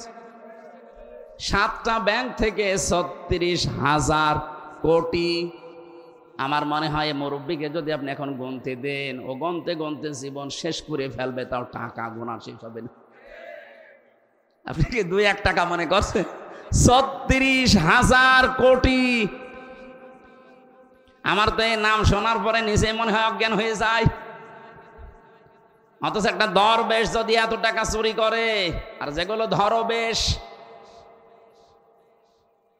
দরবেশের বেশ ধরেছিল, তারা কি করেছে আপনি টের পাচ্ছেন নাকি? দেশটা যে ফোকলা হয়ে গেছে এমনি না। এই দেশে যদি এখন কেউ জন্ম নেয়, তার মাথার উপরে 1,10,000 টাকার ঋণ। কি বানিয়েছে বলে? এখন একটা জন্ম দেবেন, ওর মাথার উপরে 1,10,000 টাকা অলরেডি ঋণ। ঋণের বোঝা নিয়ে দুনিয়া আসতেছে। অথচ যারা এটা দিয়ে গেল, দেখেন তাদের দিকে। কয়েকদিন আগে সিঙ্গাপুরে ছিলাম, যে তোমাদের হোটেলে ওঠা লাগে, হোটেল থেকে নিচে নামলে দেখি 2 শয়তান বসে আছে। কি গো? বলছে হুজুর আমি আগেই পালিয়েছি। আপনি পালালেন কেন? আপনার না 620টা বাড়ি। একটা মানুষের যদি 620টা বাড়ি হয়, আপনি চিন্তা করেন তো কত বড় দুর্নীতি করিস। এই পদ্মা সেতুর হিসাব এখন আসতেছে। এটা যেই খরচে বানিয়েছে, ওই খরচ দিয়ে 3টা পদ্মা সেতু অলরেডি করা যায়। তাহলে আমার মনে হয় যে চাঁদপুর থেকে যে সেতুটা এখন বানানোর জন্য চিন্তা চলছে, রাজবাড়ী গোয়ালন্দ থেকে যে সেতুটা বানানোর চিন্তা চলছে, পদ্মা সেতুর টাকা দিয়েই 2টা সেতু হয়ে যেত যদি মারিং কাটিং না হইতো। এজন্য সৎ মানুষ লাগবে, বিধান লাগবে আল্লাহর, মানুষ লাগবে সৎ। বলেন, আপনি কি মনে করছেন এই স্লোগানটা এরা বানিয়েছে? আল্লাহর আইন চাই, সৎ লোকের শাসন চাই, জীবনও না। সূরা বানী ইসরাইল 15 নম্বর পারা 9 নম্বর পৃষ্ঠা 2 নম্বর লাইনের 82 নম্বর আয়াতটার বাংলা অর্থ হয়েছিল গান, অনুনাজ্জিলু মিনাল কুরআনি মা হুয়া শিফাউন ওয়া রাহমাতুল লিল মুমিনিন ওয়া লা ইয়াজিদুজ যালিমিনা ইল্লা খাসারা। বলেন আল্লাহু আকবার। শুধুমাত্র স্লোগান না, আল্লাহর কসম আমি নিজে দেখেছি এই দেশে যে মার কাটা তারা নেয় দাড়ি পাল্লা, এই মার কাটা আল্লাহ কোরআনে দিয়েছে। লাকাদ আরসালনা রুসুলানা বিল বায়্যিনাত ওয়া আনজালনা মাআহুমুল কিতাবা ওয়াল মিজান। আল্লাহ বলেন 3টা জিনিস দিয়ে আমার রাসূলদেরকে আমি দুনিয়ায় পাঠিয়েছিলাম। 1 নম্বরে তাদেরকে আমি কিতাব দিয়েছি, 2 নম্বরে তাদেরকে আমি মুআজিজা দিয়েছি, 3 নম্বরে তাদেরকে আমি ন্যায় এবং ইনসাফের প্রতীক দিয়েছি, যার নাম আমরা মিজান বলি, বাংলা বললে দাড়ি পাল্লা। তারা যে মার কাটা নিয়েছে এইটাও তো সূরা হাদীদের 25 নম্বর আয়াতের মাঝের অংশে। এই মার কাটার ভেতরে কি আছে? লিয়াকুমান নাসু বিল কিসতি। এই লাম ব্যবহার করা হয় 13টা অর্থে। যারা বসে জিজ্ঞাসা করেন লিয়াকুমান নাসু বিল কিসতি, আমি আল্লাহ চাই তারা যেন এই মিজান দিয়ে, দাড়ি পাল্লা দিয়ে, ন্যায় এবং অন্যায়ের মানদণ্ড দিয়ে পৃথিবীর ময়দানে ন্যায় বিচার কায়েম করে। এই জন্য বাংলাদেশের হাইকোর্টের তাকে তাকান, সামনে হাইকোর্টে ন্যায় বিচার আছে কিনা আমি জানি না, কারণ আমি নিজে যখন পাইনি আমি বলবো যে নেই। এই 3 বছর আমার মামলাটা হাইকোর্টে, জজ কোর্টে, সিএমএম কোর্টে প্রায় 30 বারের উপরে তুলেছে, একবারও জামিন দেয়নি। অথচ 5 তারিখের পরে শুধু তুলতে দেরি, জামিন না খারিজ হয়ে গেছি।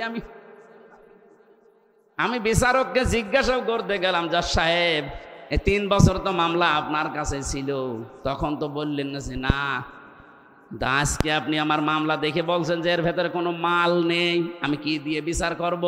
জামিন না খারিজ করে দিলাম। আমারে খাস কামরায় ডেকে নিয়েছিল। পরবর্তীতে আমি যে দেখে উনি এই কথাই বলছিল, হুজুর আপনার কষ্ট হয়েছে আমি জানি, আমার হাত বাঁধা ছিল। এই চলছিল বিচার, এইটা কোরআন শরীফ আমার সামনে, এই বিচার চলছিল যে আমার হাত বাঁধা ছিল, কিচ্ছু করার ছিল না। এ দেশে আমরা যা আছি 1628 জন মানুষ দায়িত্বে ছিলাম সারা বাংলাদেশে, শুধু একজনের কথা চলতো, বাকি 1627 জন সব পুতুল আমরা। এমনকি কাওয়া কাকু এও পুতুল, ও কাওয়া আন্দাজে কাকা করতো, ওর কোনো পালস নেই, ও যা বলতো আল্লাহর ওলি ও তাই শুনতো। নিজে জজ সাহেবের কাছে আমি শুনেছি যে আমাদের কিচ্ছু কারোর হাতে নেই, সব একজনের হাতে। আপনি দেখেছেন একেবারে প্রাইমারি স্কুল থেকে সংসদ পর্যন্ত একটা জায়গা ওনার দৃষ্টির বাইরে ছিল না, সব ওনার দৃষ্টিতে চলতো। আমার মতো একটা পাতি মানুষ, আমার শরীর চলে না, আমারটা পর্যন্ত ওনার সই ছিল যে না হবে না, লাল কালি দেওয়া। চিন্তা করেন আমি কি করেছিলাম। আমি কি ওনার মেয়ের দিকে কোনোদিন তাকিয়েছি? আর ওনার যে মেয়ে, ওকে তাকানো যায়? ও ছাতার দিকে তাকিয়ে আমি করবো কি? যেহেতু আমি ন্যায় বিচার পাইনি, এই জন্য বলছে যে না ছিল না ন্যায় বিচার। আন্দাজ ওরা মিথ্যা কথা বলতো যে আমরা ন্যায় বিচার কায়েম করছি, কিন্তু হাইকোর্টের সামনে ন্যায় বিচারের একটা পথিক দেওয়া আছে, তার নাম দাড়ি পাল্লা। কি স্যার দেখেননি? এ দাড়ি পাল্লা কি একদিকে পাল্লা একটু ঝোকানো আছে? আছে না, সমান্তরাল। বাংলাদেশ সরকার এই দেশের 18 কোটি মানুষকে বোঝাতে চায়, ও বাংলার মানুষেরা, যদি ইউনিয়ন থেকে শুরু করে জজ কোর্ট পর্যন্ত যদি ন্যায় বিচার নাও পাও, অন্তত হাইকোর্টে আসলে ন্যায় বিচার পাবা। এই দেখো তার প্রতীক দাড়ি পাল্লা। এখান থেকে একেবারে সমান সমান করা। এখন হালকা পাতলা ন্যায় বিচার পাওয়া যাচ্ছে, তার প্রমাণ এই যে হাইকোর্ট থেকে সুপ্রিম কোর্ট থেকেও ওসি প্রদীপের ফাঁসি অলরেডি কার্যকর হয়ে গেছে, 7 দিন সময় দিয়েছে। এই শয়তানটা আমার সাথে ছিল, আমি আর ও পাশাপাশি বসতাম জেলের ভেতরে। মাঝে মাঝে আমারে বলতো, হুজুর আমার কোনো দোষ নেই, কোনো দোষ নেই, 260 জন মেরেছেন আপনি, কোনো দোষ নেই মানে?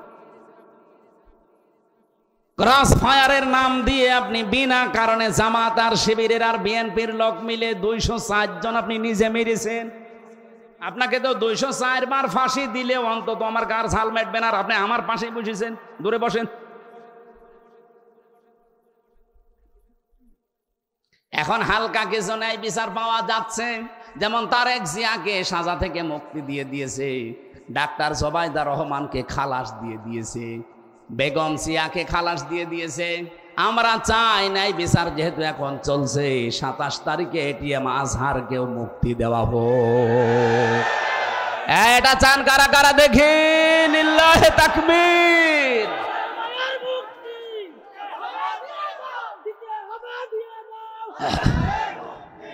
একটা মাজলুম মানুষ, আমি নিজে যাই কয়েকদিন মিশতে পেরেছি তার সাথে, তার যে ইমান এখনো শক্ত। ভাই বহু আলেমকে আমি ভেতরে দেখেছি ঠিক থাকতে পারি না, মানে শয়তান তো আর বসে নেই, ওর ভেতরে যেও ধোকা দেয়, তাদেরকে দেয়নি, তাদেরকেও দিয়েছে, কিন্তু মানুষটা এত শক্তি, চলতে পারে না, একা একা চলতেও পারে না, কেঁপে কেঁপে বেড়ায়, কিন্তু ইমানটা একেবারে পাহাড়ের মতো শক্ত। আমি যেই কয়বার দেখা করতে পেরেছিলাম, আমারে বলছে, হামজা জীবনে কোনো দিন যেন মাথা নত না করি, এই দোয়াটুকু করবা, আর আল্লাহ যেন আমাকে শাহাদতের মরণ দেয়। কোরআনের পাখি সারাটা জীবন দোয়া করেছিল, আল্লাহুম্মা ইন্নী আসআলুকা শাহাদাতান ফি সাবিলিক, হে আল্লাহ মরণ যদি দাও সাধারণ ভাবে দিও না, শাহাদতের মৃত্যু দিও। আল্লাহ কবুল করেছেন না করেন নাই? ওরা বলে উনি মরে গেছে, কে বলেছে মরে গেছে? আপনারা মেরে ফেলেছেন। কিচ্ছু করা লাগবে না, শুধু ডাক্তার মোস্তফা জামানকে ধরে 2টা ডিম দেন, ওই একবারে সব বলে ফেলবে।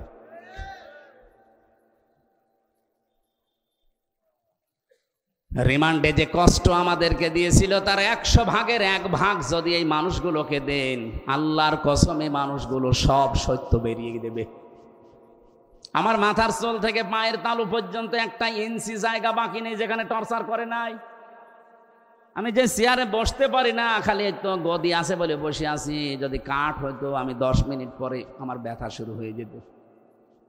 এমন এমন জায়গায় টর্চার করেছিল যেটা বউকে ছাড়া কাউকে দেখানো যায় না। মেশিন নিয়ে এসেছিল একদিন, বলছে যে এটা দিয়ে আমরা নখ তুলি, এমন সিস্টেমের মেশিন বানানো ওদের। পুলিশকে যদি দায়িত্বে থেকে থাকে জিজ্ঞাসা করেন, এই চেয়ারে বসিয়ে দেয় এভাবে। আমার আগে একজন বিএনপির ছাত্র দলের এক ভাইকে নিয়ে গেল চট্টগ্রামে বাড়ি, যাওয়ার সময় ভালো মানুষ গেল, আসার সময় দেখি বাবা মা বলে চিৎকার করছে, হাতের দিকে তাকিয়ে দেখি 1টা নখও নেই। এরকম একটা চেয়ারে একটা মানুষকে বসিয়ে দেয়। আমি একটা কথা হাফ ও মিথ্যা বলছি না, সব নিজে দেখেছি। রিমান্ডে চেয়ারের সাথে আটকে যদি বসিয়ে রাখে, তাও তো হয় ক্লিপ দিয়ে আটকিয়ে দেয় হাত আর এই গলা আর পা, আপনি নড়তেও পারবেন না। একটা মেশিন নিয়ে আসার পরে মেশিন একটা একটা করে তোলে না, একটা লাগিয়ে দেয় শুধু হাতের সাথে আর পায়ের সাথে, একটা করে টিপ দিলে আস্তে করে সব নখ উঠে চলে আসে। শুধু নখ উঠে আসলেও তো বাঁচা যায়, ওর উপর আবার মোল্লা সল্ট, ওই যে মিহি লবণ আছে পাতলা, ওইটা ছিটিয়ে দেয়। আমার যে অফিসার ছিল সঞ্জয় দত্ত, নিজে আমারে বলছিল, হুজুর দেলাওয়ারের নাম শুনেছেন না, ওই যে শিবিরের, ওরে আমরা লাথি দিয়েছি, বলের মতো পিটিয়েছি।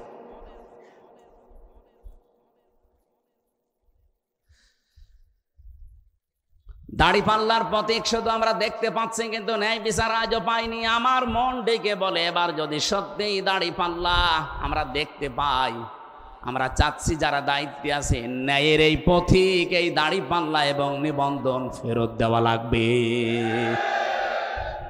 এত মানুষ জীবন দিয়েও যদি বৈষম্যের শিকার হয়ে থাকা লাগে, তা আবার কি আগস্টের 5 তারিখ আসলে আপনারা কিছু নেবেন? ভার সহ্য করতে পারবেন না? আগস্টের 5 তারিখ আসার আগে যেন দেশটা স্বৈরাচার মুক্ত যেমন হয়েছে, বৈষম্য পুরা মুক্ত হয়ে যায়। যারা উল্টাপাল্টা কথা বলেন বিভিন্ন জায়গা থেকে মাল পানি খেয়ে, তারা একটু থামেন। আমরা জানি এদেশের মানুষ এখন আর পাগল নেই, আগস্টের 5 তারিখের আগে নেই। হাঁ করলে আমরা বুঝে ফেলি হয় হালসা নাই হাসাদা। এক কথা বলেন না কেন? আপনি বাঙালিকে আর কতদিন হাইকোর্ট দেখাবেন? সবই যখন হয়ে যাচ্ছে, আমরা চাই আগামীতে এই ন্যায় বিচারটাও যেন এদেশে কায়েম হয়। এই জন্য আল্লাহর আইন শুধু হলে হবে না, আল্লাহর আইন পালন করার জন্য সৎ লোক লাগবে। ডাক্তার সুলতান আহমেদের মতো মানুষ সামনে 300 নির্বাচিত হবে। এর ভেতরে 151 জন যদি এমন তৈরি হয় যারা কোরআন বুকে নিয়ে সংসদে যেতে পারবে। এক কথা বলে না কেন? 151 জন সুলতান সাহেব যদি যায় সংসদে, প্রথম অধিবেশনে যদি বলে মাননীয় স্পিকার আমরা নামাজের বিল চাই, আমরা জাকাত ভিত্তিক অর্থনীতি চাই, উনি যদি বলে হাত তোলেন কারা চান, 300 এমপির ভেতরে যদি 151 জন সুলতানের মতো মানুষ হাত তোলে, ওই দিনই বিলটা কায়েম হয়ে যাবে। পরের দিন 18 কোটি মানুষ এই দেশে নামাজ পড়তে বাধ্য। বলেন, আপনি ভোট দিয়েছিলেন সুলতান সাহেবকে একটা, আর মানুষ নামাজ পড়ছে কত? প্রতিদিন আপনি 18 কোটি মানুষের নামাজ পড়ার সওয়াব একা একা পেয়ে যাবেন। তাহলে এটা আপনার কাছে রাজনীতি মনে হয়, দুনিয়ার কাজ মনে হয় কি করে? আপনাকে দিলে মনে হয় ভোট, আর ওনাকে দিলে মনে হয় ধর্মের নামে রাজনীতি। ভণ্ডামি করার জায়গা পান না? এরকম কিছু পাগল দেশে আছে না? তাদের কথা এইটা যে আপনারা ইসলাম নিয়ে রাজনীতি করেন। তো ইসলাম নিয়ে রাজনীতি না করলে যেটা করবেন ওটা হবে দুর্নীতি। এটা 55 বছরে প্রমাণ হয়নি? যারা ইসলামের বাইরে রাজনীতি করেছে তারা দুর্নীতি করেছে, যারা ইসলাম দিয়ে রাজনীতি করেছে তাদের রাজনীতি জীবন কত স্বচ্ছ। মাওলানা মতিয়ার রহমান নিজামী হাফিজাহ কি রহমতুল্লাহ আলাই, আমার কুষ্টিয়ার নিজে সাক্ষী আমি, যে চিনির মিল আছে, যে আখ সেন্টারের মিল নেই, ওটা স্বাধীনতার পর থেকে আজ পর্যন্ত কোনোদিন লাভের মুখ চোখে দেখে নাই। শুধু একবার লাভ হয়েছিল, যেইবার মাওলানা নিজামী সাহেব মন্ত্রী ছিলেন, ওই একবার। কেন বার এই 54 বছরে হয় না কেন? যার মানে দুর্নীতি হয়। কথা বলেন। এমনকি চুয়াডাঙ্গার দর্শনা যে কেরুজ মিল, চিনির মিল, এই 54 বছরে কোনোদিন লাভ হয়নি। একবার শুধু তারা লাভের মুখ চোখে দেখেছিল, যেইবার শিল্পমন্ত্রী ছিল মাওলানা নিজামী। আমি নিজে ওই সময় তখন ওখানে পড়তাম দর্শনা মাদ্রাসায়। আমার নিজের চোখে দেখা, শুনলাম যে মানুষটা সৎ হলে যে কি হয় নিজে চোখে দেখেছি। মাওলানা নিজামী যাকে পাঠিয়েছেন, এরকম একটা ছোটখাটো মানুষকে, ছোট্ট মানুষকে পাঠিয়ে দিয়েছে, উনি এমডি। উনি রাত 3টার সময় এসে পৌঁছিয়েছে, কাউকে কিছু বলে নাই। সকাল 10টা থেকে যেহেতু ডিউটি শুরু হবে, মেন গেটে যাবার পরে দারোয়ানকে পরিচয়ও না দিয়ে চুরি করে একেবারে গোপনে এসেছে। দারোয়ানকে বলছে যে ভাই আপনার পোশাক আশাকগুলো আমারে দেন, আপনি বাড়ির কাজ করে আসেন। বলা এটা করলে আমার চাকরি থাকবে? বলে চাকরি থাকে না, না থাকে আমি দেখব। গোপন কথা কিছু না বলে পোশাকটা নিয়ে বলছে আপনি ভেতরে থাকেন, এই রুমের ভেতরে আমি দাঁড়িয়ে থাকবো এই গেটের সামনে। গেটের সামনে দিয়ে একটা একটা করে আসে, গাড়ি ঢুকিয়ে দেয়, জিজ্ঞাসা করে ঠিক আছে, হ্যাঁ ঠিক আছে। 10টার সময় অফিস একজন এসেছে, 11টা 40-এ। ওই সময় উনি গেট বলছে না, খোলা যাবে না। এই গেট খোলা যাবে না, দারোয়ানের এত ক্ষমতা। আমি এই পুরো প্রতিষ্ঠানের 3 নাম্বার দায়িত্বে আছি, এত বড় একজন মানুষ আমার ঢুকতে দেবেন না? না স্যার, আপনাকে আজকে ঢুকতে দেওয়া যাবে না, কারণ সময় এখন 11টা 40 বাজে, আর আপনার 10টায় আসার কথা। সময়ের জ্ঞান তোমার কাছে শেখা লাগবে। তুই তো কারি করেছে, গালি মন্ত্র দিয়েছে, রাগ হয়ে গেছে তো ঢুকতে দেয় না। তখন আর কি করবে? বাধ্য হয়ে শেষে মা তুলে গালি দেবে, এমন পর্যায়ে বলছে ঠিক আছে স্যার আপনি যান। দারোয়ানকে বলছে বেটা এবার তোর পোশাক আশাক নিয়ে তুই দায়িত্বে থাক। চলে গেছে ওনার অফিসে, যে ডাক দিয়েছে যে ওই লোকটাকে ডাক দাও, ওই অফিসারকে। এসে দেখছে যে তাকে আমি দারোয়ান বলে এতক্ষণ গালিগালাজ করে আসলাম, সেই লোক এখন এমডির চেয়ারে। গত রাত 3টায় এসে পৌঁছিয়েছে, গোপনে কেউ জানে না। পৌঁছিয়ে শেষ, ওনারে বলছে আপনি বসবেন না, দাঁড়ান। আপনার মুখে যে আধা হাত দাঁড়িয়ে আপনার জন্য না, কারণ এই দাঁড়িয়ে যিনি রেখেছিলেন তিনি জীবনে কোনোদিন কাজে ফাঁকি দেননি। কথা বোঝেন? আপনি এত বড় জব্বা গায়ে দিয়ে এসেছেন, এই জব্বা আপনার জন্য না, কারণ এই জব্বা যিনি গায়ে দিতেন মুহাম্মদুর রাসূলুল্লাহ কোনোদিন এরকম কাজে ফাঁকি দেননি। আপনি আমার শুধু পোশাক আশাক দেখেই খারাপ ধারণা করেন, আমার সাইজ ছোট এই জন্য রাগ হয়। আরে ভাই, তাকওয়া তো শুধু পোশাকের ভেতরে না, দাড়ির ভেতরে না, টুপির ভেতরে না, তাকওয়া হচ্ছে অন্তরে। আজকে যদি এইটা আমরা ঠিক করতে পারতাম, এরকম সৎ মানুষ বাংলাদেশে খুব বেশি না, মাত্র 1628 জন তৈরি হয়ে যায়, এই দেশটা আল্লাহর কসম মালয়েশিয়ার মতো দাঁড়িয়ে যাবে।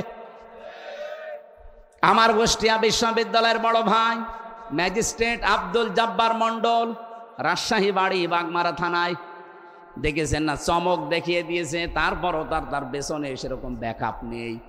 যদি ব্যাকআপ থাকতো, আর এই মানুষগুলো যা করতে আরম্ভ করেছে, এই সৎ মানুষ যারে বলে, আল্লাহর আইনগুলো দিয়ে যদি সততার সাথে চালাতে পারতো, মাওলানা নিজামী মন্ত্রী হওয়ার পরে যেমন 36 টাকা ফেরত দিয়েছে, বাংলাদেশেও বাজেট শেষ করে টাকা ফেরত দিত।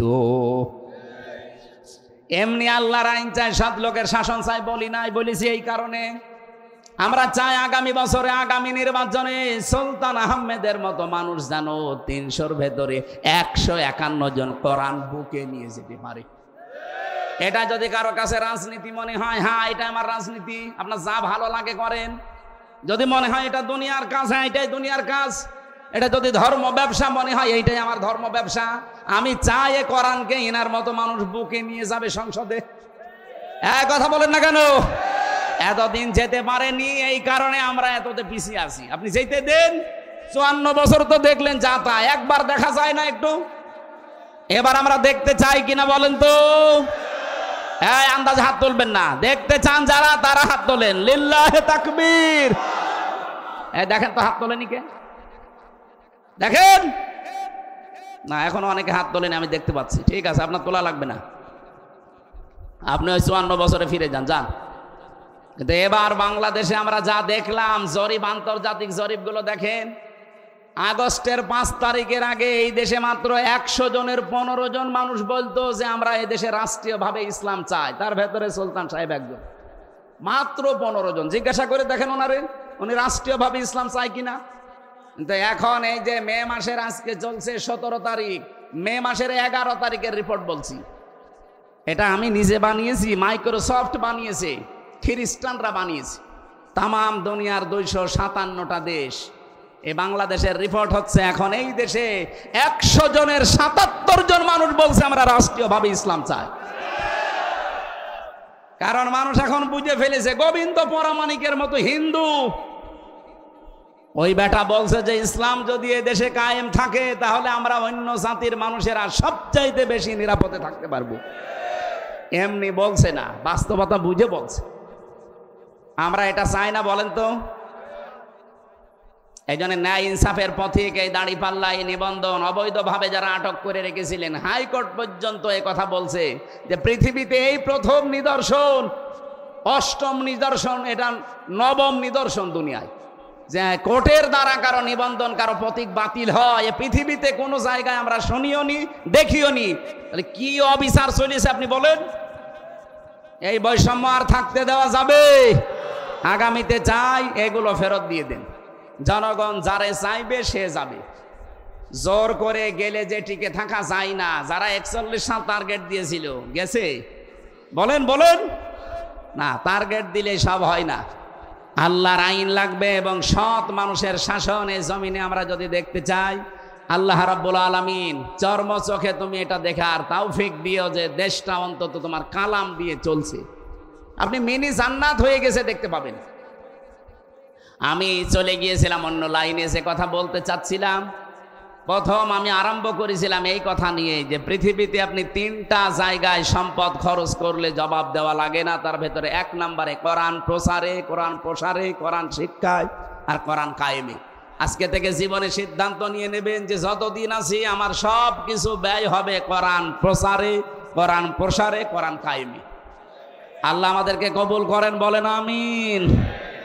সূরা আলে ইমরান থেকে 104 নম্বর একটা আয়াত পড়েছিলাম, লক্ষ লক্ষ হাদিস থেকে একটা হাদিস পড়েছিলাম। আপনাদের কি কষ্ট হচ্ছে? শেষ করে দেবো এখনই, আরেকটা সকাল শোনা যাবে না? আল্লাহ রাব্বুল আলামিন কিছু গুরুত্বপূর্ণ যে মারুফ শব্দের আমি ব্যাখ্যা করব আজকে। কিছু গুরুত্বপূর্ণ তথ্য আছে, আপনি দেখবেন জীবনেও শুনেছেন কিনা আমার মনে হয় না, শোনেননি। আলতাকুম মিনকুম উম্মাতুন, আল্লাহ তাআলা সহজভাবে না বলে গ্যারান্টি দিয়ে বলছেন অবশ্যই তোমাদের ভেতরে একটা দল থাকতেই হবে। যারা দলদারির কথা শুনলেই মনে মনে রাগ করেন, হ্যাঁ দল করা লাগবে মানে আমি কি নামাজ পড়ি না, রোজা রাখি না, আমার বউ পর্দায় থাকে, আমি হজ করে এসেছি, আমার দলদারি করা লাগবে মানে? আল্লাহ বলছেন একটা দল থাকা লাগবে। আপনি কি আল্লাহর চাইতে বেশি বোঝেন? বলুন। আলতাকুম মিনকুম উম্মাতুন, উম্মাতুনের আগে আলিফ লাম নেই যে দলটি না, উম্মাতুন মানে একটা দল।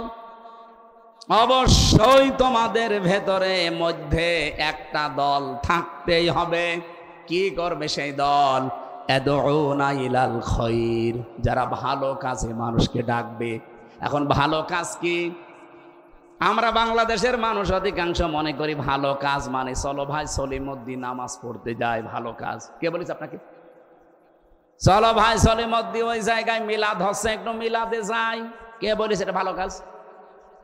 ভালো কাজ কোনটা এ ব্যাখ্যা দেবে আমির হামজা। কথা বললেন না? আপনি ডাক্তার সুলতান সাহেবের ব্যাখ্যা শুনলে মানবেন, হামজা যত বড় আলেম হোক হামজার ব্যাখ্যা মানবেন যতক্ষণ হামজা এবং সুলতানের ব্যাখ্যা আল্লাহর সাথে না মিলবে। আল্লাহ পাক বলেন ভালো কাজ কোনটা, কোরআন শরীফ আপনি পড়বেন, একটার সাথে আর একটা মিল করা আছে। ভালো কাজ আমি নিজে দেখেছি কোরআনের সফের ভেতরে, যালিকুম খায়রুল লাকুম। আল্লাহ বলেন এইটাই ভালো কাজ। কোনটা? এইটাই ভালো কাজ। কোনটা? ইন কুনতুম তা'লামুন, যদি তোমরা বিষয়টা জেনে থাকো। আল্লাহ এতটুকু বলি শেষ করলেন আয়াতটা। এবার এটা ভালো কাজ কি আল্লাহ ব্যাখ্যা দিয়েছেন এর আগে। সূরা সফের 9, 10, 11 নম্বর আয়াত পর্যন্ত মারি যে মিলাবেন আজকে। ভালো কাজ কোনটা আপনি নিজেই বুঝে ফেলবেন।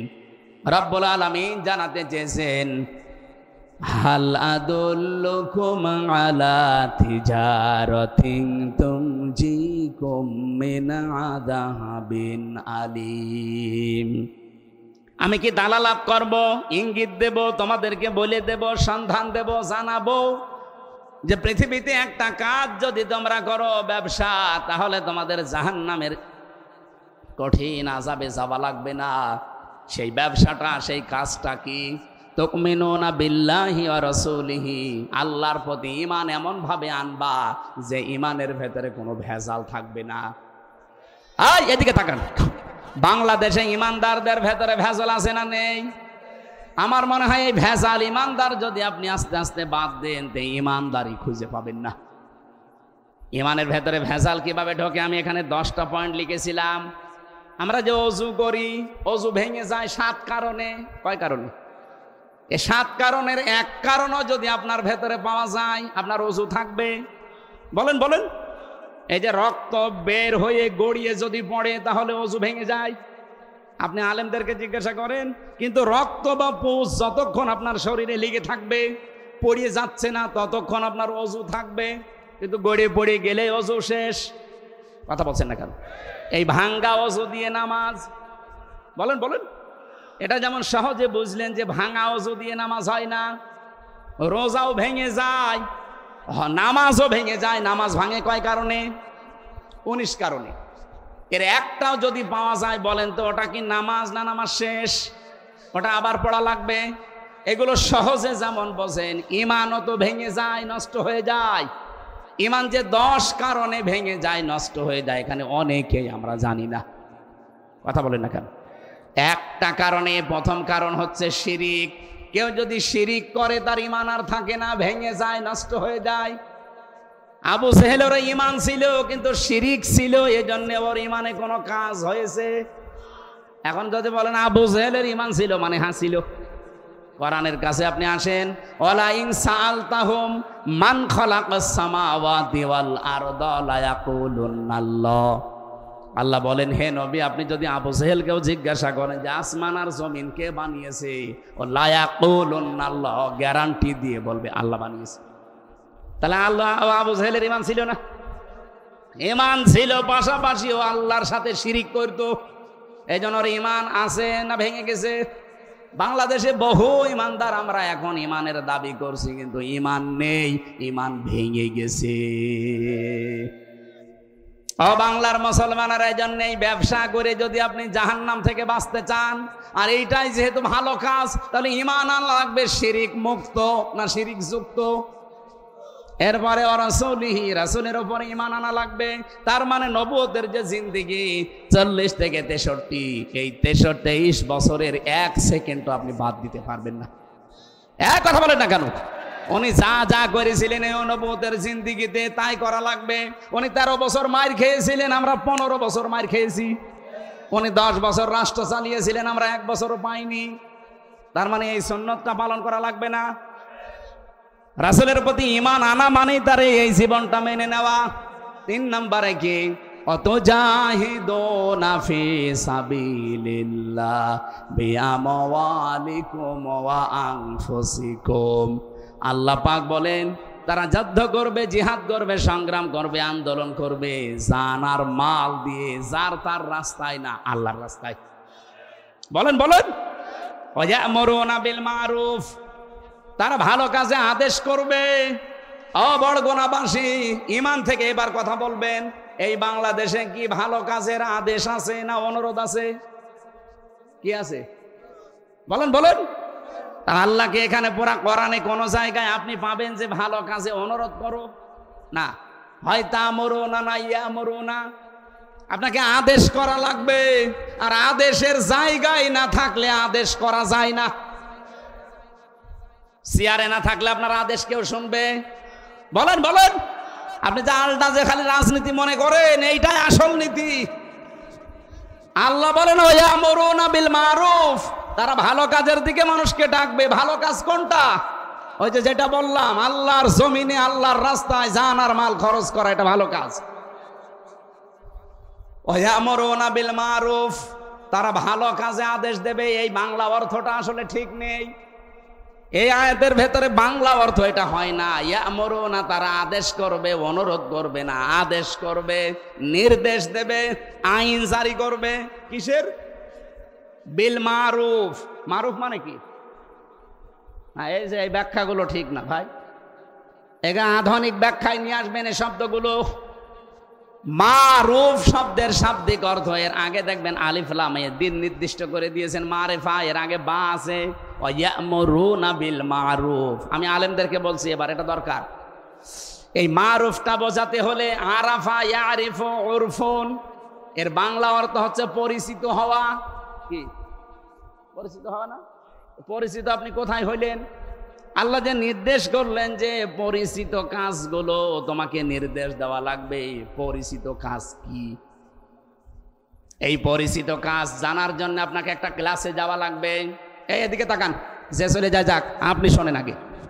এই যে পরিচিত কাজ, একটা শব্দ শুনবেন, এরকম 918টা জিনিস আপনি একবারে জেনে ফেলবেন। পরা কোরআনে একটা শব্দের ভালো করে ব্যাখ্যা বোঝেন। যেহেতু আল্লাহ ইয়া'মুরুনা বিল মারুফ, তারা আদেশ করবে পরিচিত জিনিস। পরিচিত জিনিস কি? আর আমরা পরিচয় হলাম কোন দিন থেকে, কখন আমার সাথে এর পরিচয় আছে? একটা ক্লাসে আপনি ফিরে যান, ওই ক্লাস থেকে আপনি পরিচিত জিনিসগুলো জানতে পারবেন, যে ক্লাস আল্লাহ নিজে নিয়েছিল, আর একজন নবীর মাধ্যমে আল্লাহ ক্লাস করিয়েছেন। ও আল্লামা আদামাল আসমা কুল্লাহা। কি শোনেন এই আয়াত? আল্লাহ শিক্ষা দিয়েছিলেন আদমকে। কি শিক্ষা? এসএম এর বহুবচন আসমা। ওয়া আল্লামা আদামাল আসমা কুল্লাহা, তার কাছে যা ছিল সব জিনিসের নাম তিনি শিখিয়েছিলেন। না, এটা বাংলা অর্থ ভুল। কে বলেছে এসএম এর বহুবচন আসমা দিলে আপনি অর্থ করতে পারবেন? আমরা অধিকাংশ আলেম মনে করি এখানে আল্লাহ মনে হয় আদমকে এই ক্লাসে শিখিয়েছিলেন নাম মানে এই গরু, ছাগল, হাঁস, মুরগি, ঝিঙা, পটল, এই সমস্ত জিনিসের নাম। নাকি আপনি কোনো দিন চিন্তা করেছেন বলেন তো, যে আল্লাহ নিজে ক্লাস নিচ্ছে, আর এখানে ক্লাস করছে আমার মতো সলিমদ্দি গলিমদ্দি না, কে? নবী, একজন নবী আদম আলাইহিস সালাম। আর ক্লাসরুম যেটা, ওটা কি এই বড়গোনা বেতাগি? কোন জায়গা? জান্নাত। ক্লাসরুম অনুযায়ী এই যে বিশ্ববিদ্যালয়গুলো যে এই যে মার্কিং করা হয়, 1000-এর ভেতরে বাংলাদেশ নেই কেন? কারণ ওই সমস্ত জায়গায় যে র্যাঙ্কিং, যে অবস্থান, তাদের স্তরগুলো কি দিয়ে তারা র্যাঙ্কিং করে? ক্লাসরুমের ভেতরে এমন এমন কিছু তারা সেট করেছে যা থেকে এমন কিছু বের করা যায়। ওই 1000-এর ভেতরে বাংলাদেশ নেই কেন? এই কারণে নেই, কারণ এখানে 1000-এর ভেতরে থাকার মতো যোগ্যতা পর্যন্ত আপনি যেতে পারেননি। তাদের যে গবেষণা সেল, গবেষণাগার, যে কিতাব, যে আধুনিক যন্ত্রপাতি তারা সেট করেছে। আমি মালয়েশিয়া ইন্টারন্যাশনাল ইসলামিক ইউনিভার্সিটিতে গিয়েছিলাম, ওদের লাইব্রেরিতে ঢুকে দেখি আমার কুষ্টিয়া বিশ্ববিদ্যালয়ের লাইব্রেরির কমপক্ষে 50 গুণ বড়। এখানে কিতাব খুঁজতে হলে 10 মিনিটে সব শেষ, আর ওখানে কিতাব খুঁজতে হলে কম্পিউটার লাগে। কত তালায়, কত কত সেলফে কোন কিতাবটা আছে, আপনি কম্পিউটারে টিপ দেবেন, ওই জায়গায় যাবেন, তারপরে আর ঘুরে ঘুরে যদি দেখতে হয় 3 দিন পর একটা কিতাব পাবেন।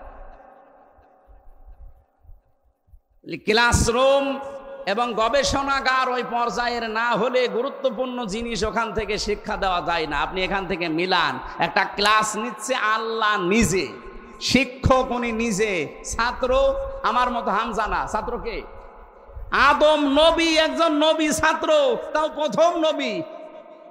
এরপরে ক্লাসরুমও সাধারণ জায়গা না, ক্লাসরুম সরাসরি কি মনে হয় ওখানে আল্লাহ আলু পটল ভেঙা সেগুন, এই বাঁশ খেতা, এগুলো শিখিয়েছে।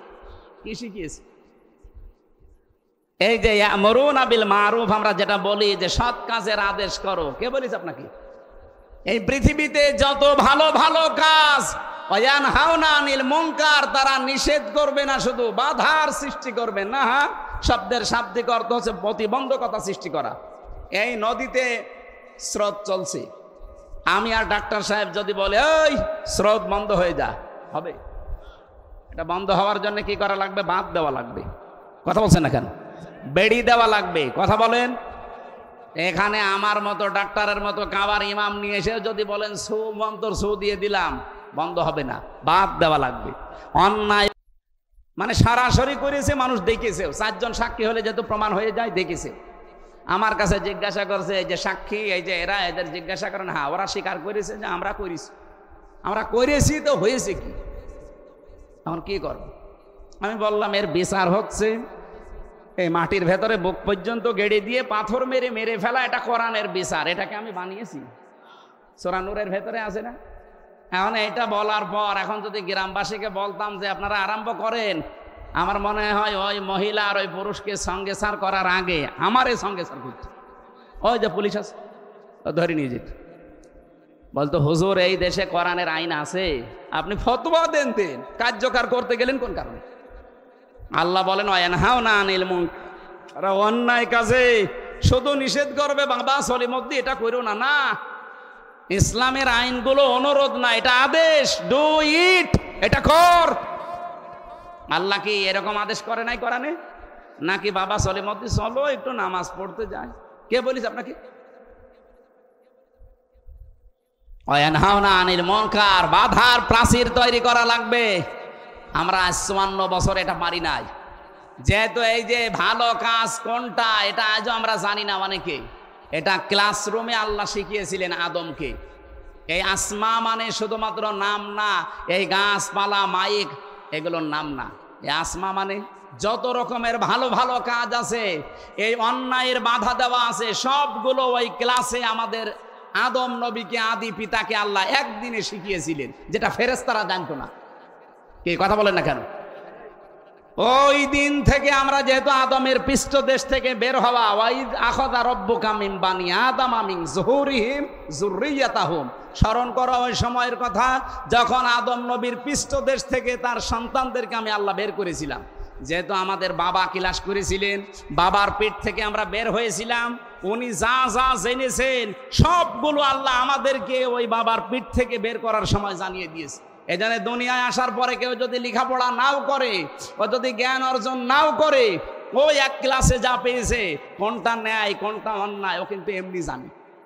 এক কথা বললেন না কেন? এই যে ন্যায় কোনটা অন্যায় কোনটা আপনাকে কোন ক্লাসে শিখিয়েছে বলেন? ওই ক্লাসে যেদিন আমার বাবা ক্লাস করেছিল। আমরা এইভাবে যদি আসমার ব্যাখ্যাগুলো আর শোনাতে পারতাম সারা দেশে, যে ভালো ভালো কাজ কোনটা, এখানে 500টা ভালো কাজের নাম আছে। কয়টা জানি আমরা ভালো কাজ? খালি ভাই সলিমুদ্দিন নামাজ পড়তে যায়, চলো রোজা রাখি, চলো একটু দাড়ি রাখি, এই ভালো কাজ? ইসলামের কোন কাজে অনুরোধ আছে? সব কাজে আছে আদেশ।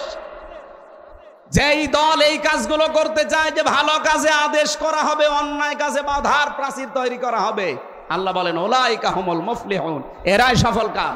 বাংলাদেশে 73টা দল কাজ করছে।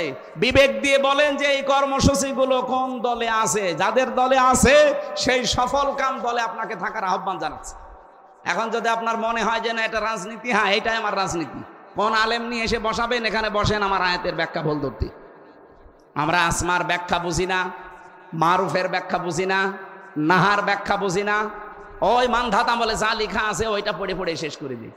আজ ভালো কাজগুলো আমরা একটা অনেকে জানি না। 500 ভালো কাজ আছে এই কোরআনে, নিষেধ আছে 500, একটাও চলে না। আন্দাজে বিশাল মমিন হয়ে বসে আছে। সফলতার জন্য সূরা বালাদের যেটা পড়েছিলাম না, 5টা গুণ থাকা লাগবে। তার প্রথম গুণ এইটা যে মানুষের দাসত্ব থেকে মানুষকে যারা মুক্ত করার জন্য চেষ্টা চালায়, আও ইউতাআমুন ফি ইয়াউমিন যি মাসগাবা, যারা এতিম মিসকিন অসহায় এদের পাশে যারা দাঁড়ায়। আগস্টের 5 তারিখের পর থেকে আপনি তাকান, কত জায়গায় বন্যা দুর্ভিক্ষ দেখা দিয়েছিল বিভিন্ন এলাকায়। এদেশের টাকাওয়ালা মানুষ নেই, কয়জন এগিয়ে গেছে? আমরা তো দেখলাম শুধু জামাত ইসলামী বাংলাদেশ, এরা এদের নিজের সংসার চলে না, তারপরেও ফেনিতেছে, হাঁটু পানিতে গলা পানিতে নেমে নেমে খাবার দিয়ে আসতেছে। আপনাকে এগুলো ওয়াজ করে বোঝানো লাগবে, আপনি দেখেননি? সফল হওয়ার জন্য তারা কোরআন থেকে কর্মসূচি নিয়েছে, আর আপনি সফল হওয়ার জন্য আমেরিকার কাছ থেকে নিয়েছেন। জীবনও সফল হতে পারবেন না। এতিমাং যা মাকরাবা, গরিব থেকে এসেছে এটা। যারা এতিম মিসকিন অসহায় মানুষ এদের পাশে যারা দাঁড়ায়, আত্মীয়র পরিচয় দেয়। বহু মানুষ এই বড়গোনায় আছে, ধর্ম আত্মীয় পাতিয়েছে, সেই বরিশাল মাসে মাসে 3 বার করে যায়, আর নিজের বোন গরিব, একদিনও যায় না। কথা বলুন, আপনি সফল হতে পারবেন? আর এগুলোর পেছনে যারা কলকাঠি নাড়ায় তারা হয় আপনার শাশুড়ি, নয় আপনার বউ। আপনার বউর কারণে, শাশুড়ির কারণে, পরিবারের কারণে রক্তের সম্পর্কগুলো আজ আমরা ঠিক রাখতে পারি না। নিজের আপন ভাইয়ের সাথে আমার মিল নেই আমার বউর কারণে। আমার নিজের আপন বোনের বাড়ি আমি যেতে পারি না, তার হক আদায় করতে পারি না আমার বউর কারণে। এরকম বউ দেশে নেই? কার বউ এরকম মন ছোট? হাত তোলেন তো। একজো, তাও তো আল্লাহর ওলি একটা আছে এখানে। না, ওই এমনি হাত তোলে না, ওই তো কোন জাহান্নামে আছে ও টের পাচ্ছে। সম্মানিত মা বোনরা, আপনারা এসেছেন কেন আমি জানি না। আপনারা শুধু নামাজ পড়া, রোজা রাখা আর কালো বোরকা পরায় মনে করেন ইবাদত। কে বলেছে আপনাকে? স্বামীর কাছে বারবার বলবেন যে যার যার সাথে রক্তের সম্পর্ক আছে এগুলো ঠিক রাখো। নবীজি বলেন যদি কোনো স্ত্রী চায় যে আমার স্বামী আরো বেশি দিন বেঁচে থাক, আমার স্বামীর সংসার, সম্মান, রিজিক আরো বেড়ে যাক, সেজন্য বারবার স্বামীকে বারবার এই কথা বলে যে স্বামী যা করো রক্তের সম্পর্ক যেন নষ্ট না হয়। আজ অনেক সন্তান তার নিজের আপন মা বাবাকে আলাদা করে দিয়ে সম্পর্ক নষ্ট করে ফেলছে। এর পেছনে দায়ী কে? বউ। বলেন বলেন। আমি কি একটু বেশি বলে ফেললাম? আমি নিজে দেখতেছি বাংলাদেশে বহু পরিবার এটা চলছে। সম্মানিত মা বোনেরা, এই জায়গায় একটু উদার হবেন। কয়দিন থাকবেন দুনিয়ায়? আপনার কারণে যদি এর আপন মা, আপন বাবা নারাজ হয়ে যায়, আল্লাহর আরশ পর্যন্ত নারাজ হয়ে যাবে। এই যে রাজশাহীতে সেই দিন 4টা ছেলে মেয়ে, তারপরও মুরব্বী যে টেনে মাথা দিয়ে মরে গেল। কি একটা দুঃখ! মানসিক যন্ত্রণায় থাকলে একটা জিন্দা মানুষ এই কাজ করতে পারে? এই যে পলাশ সাহা এএসপি, এই যে স্যারকে জিজ্ঞাসা করে দেখেন, একজন এএসপি, তার মানে একটা জেলার দ্বিতীয় দায়িত্বে আছে সেই লোকটা। খালি বউ আর মা, এই 2 জনের মনোমালিন্যের কারণে লোকটা দুনিয়া থেকে বিদায় নিবে। নিজের অস্ত্র দিয়ে নিজে মরে গেছে। মা বোনেরা, আমি আশা করছি শাশুড়ি যারা এসেছেন পুত্রবধূকে একটু ছাড় দেবেন আপনার ছেলেটার জন্য। আর বউ যারা এসেছেন, যেহেতু 25-30 বছর আমার পেছনে আমার মা আর বাবা শ্রম দিয়েছে নিঃস্বার্থভাবে, সুতরাং কিছু না কিছু সহ্য করা লাগবে। আল্লাহ আমাদের পরিবারটা, এই যে এতিম আংদা মাকরাবা, নিকট আত্মীয় যারা অসহায় এতিম, এই মানুষগুলোর যারা খোঁজ খবর রাখে, আও মিসকিন আংদা মাতরাবা, যারা ধলি মলিন অসহায়, যারা কাজ করে খায়, এদের কাছে যারা এগিয়ে যায়। আজ বাংলাদেশে বললাম 73টা দল, কিন্তু একটা দলের কর্মসূচি এই অনাথ, ধোলামলিন, শরীরের ভেতরে ঘাম ঝরছে, গন্ধ বের হচ্ছে, এরকম মানুষের কাছে যে খাবার পানি স্যালাইন এই গরমের ভেতরে দিয়ে বেড়ায়।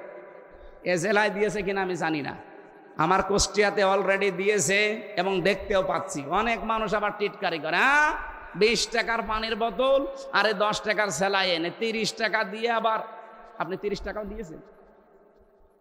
কত 30 টাকা অন্তত দিয়েছে এক একজনকে, যদি 500 মানুষকে দেয় কত 30 হয়? আর আপনি কয় টাকা দিয়েছেন? আপনি তো ঘর থেকেই বের হন না। এই কর্মসূচি যারা হাতে নিয়েছে তারা বানিয়ে না, কোরআন থেকে নিয়েছে।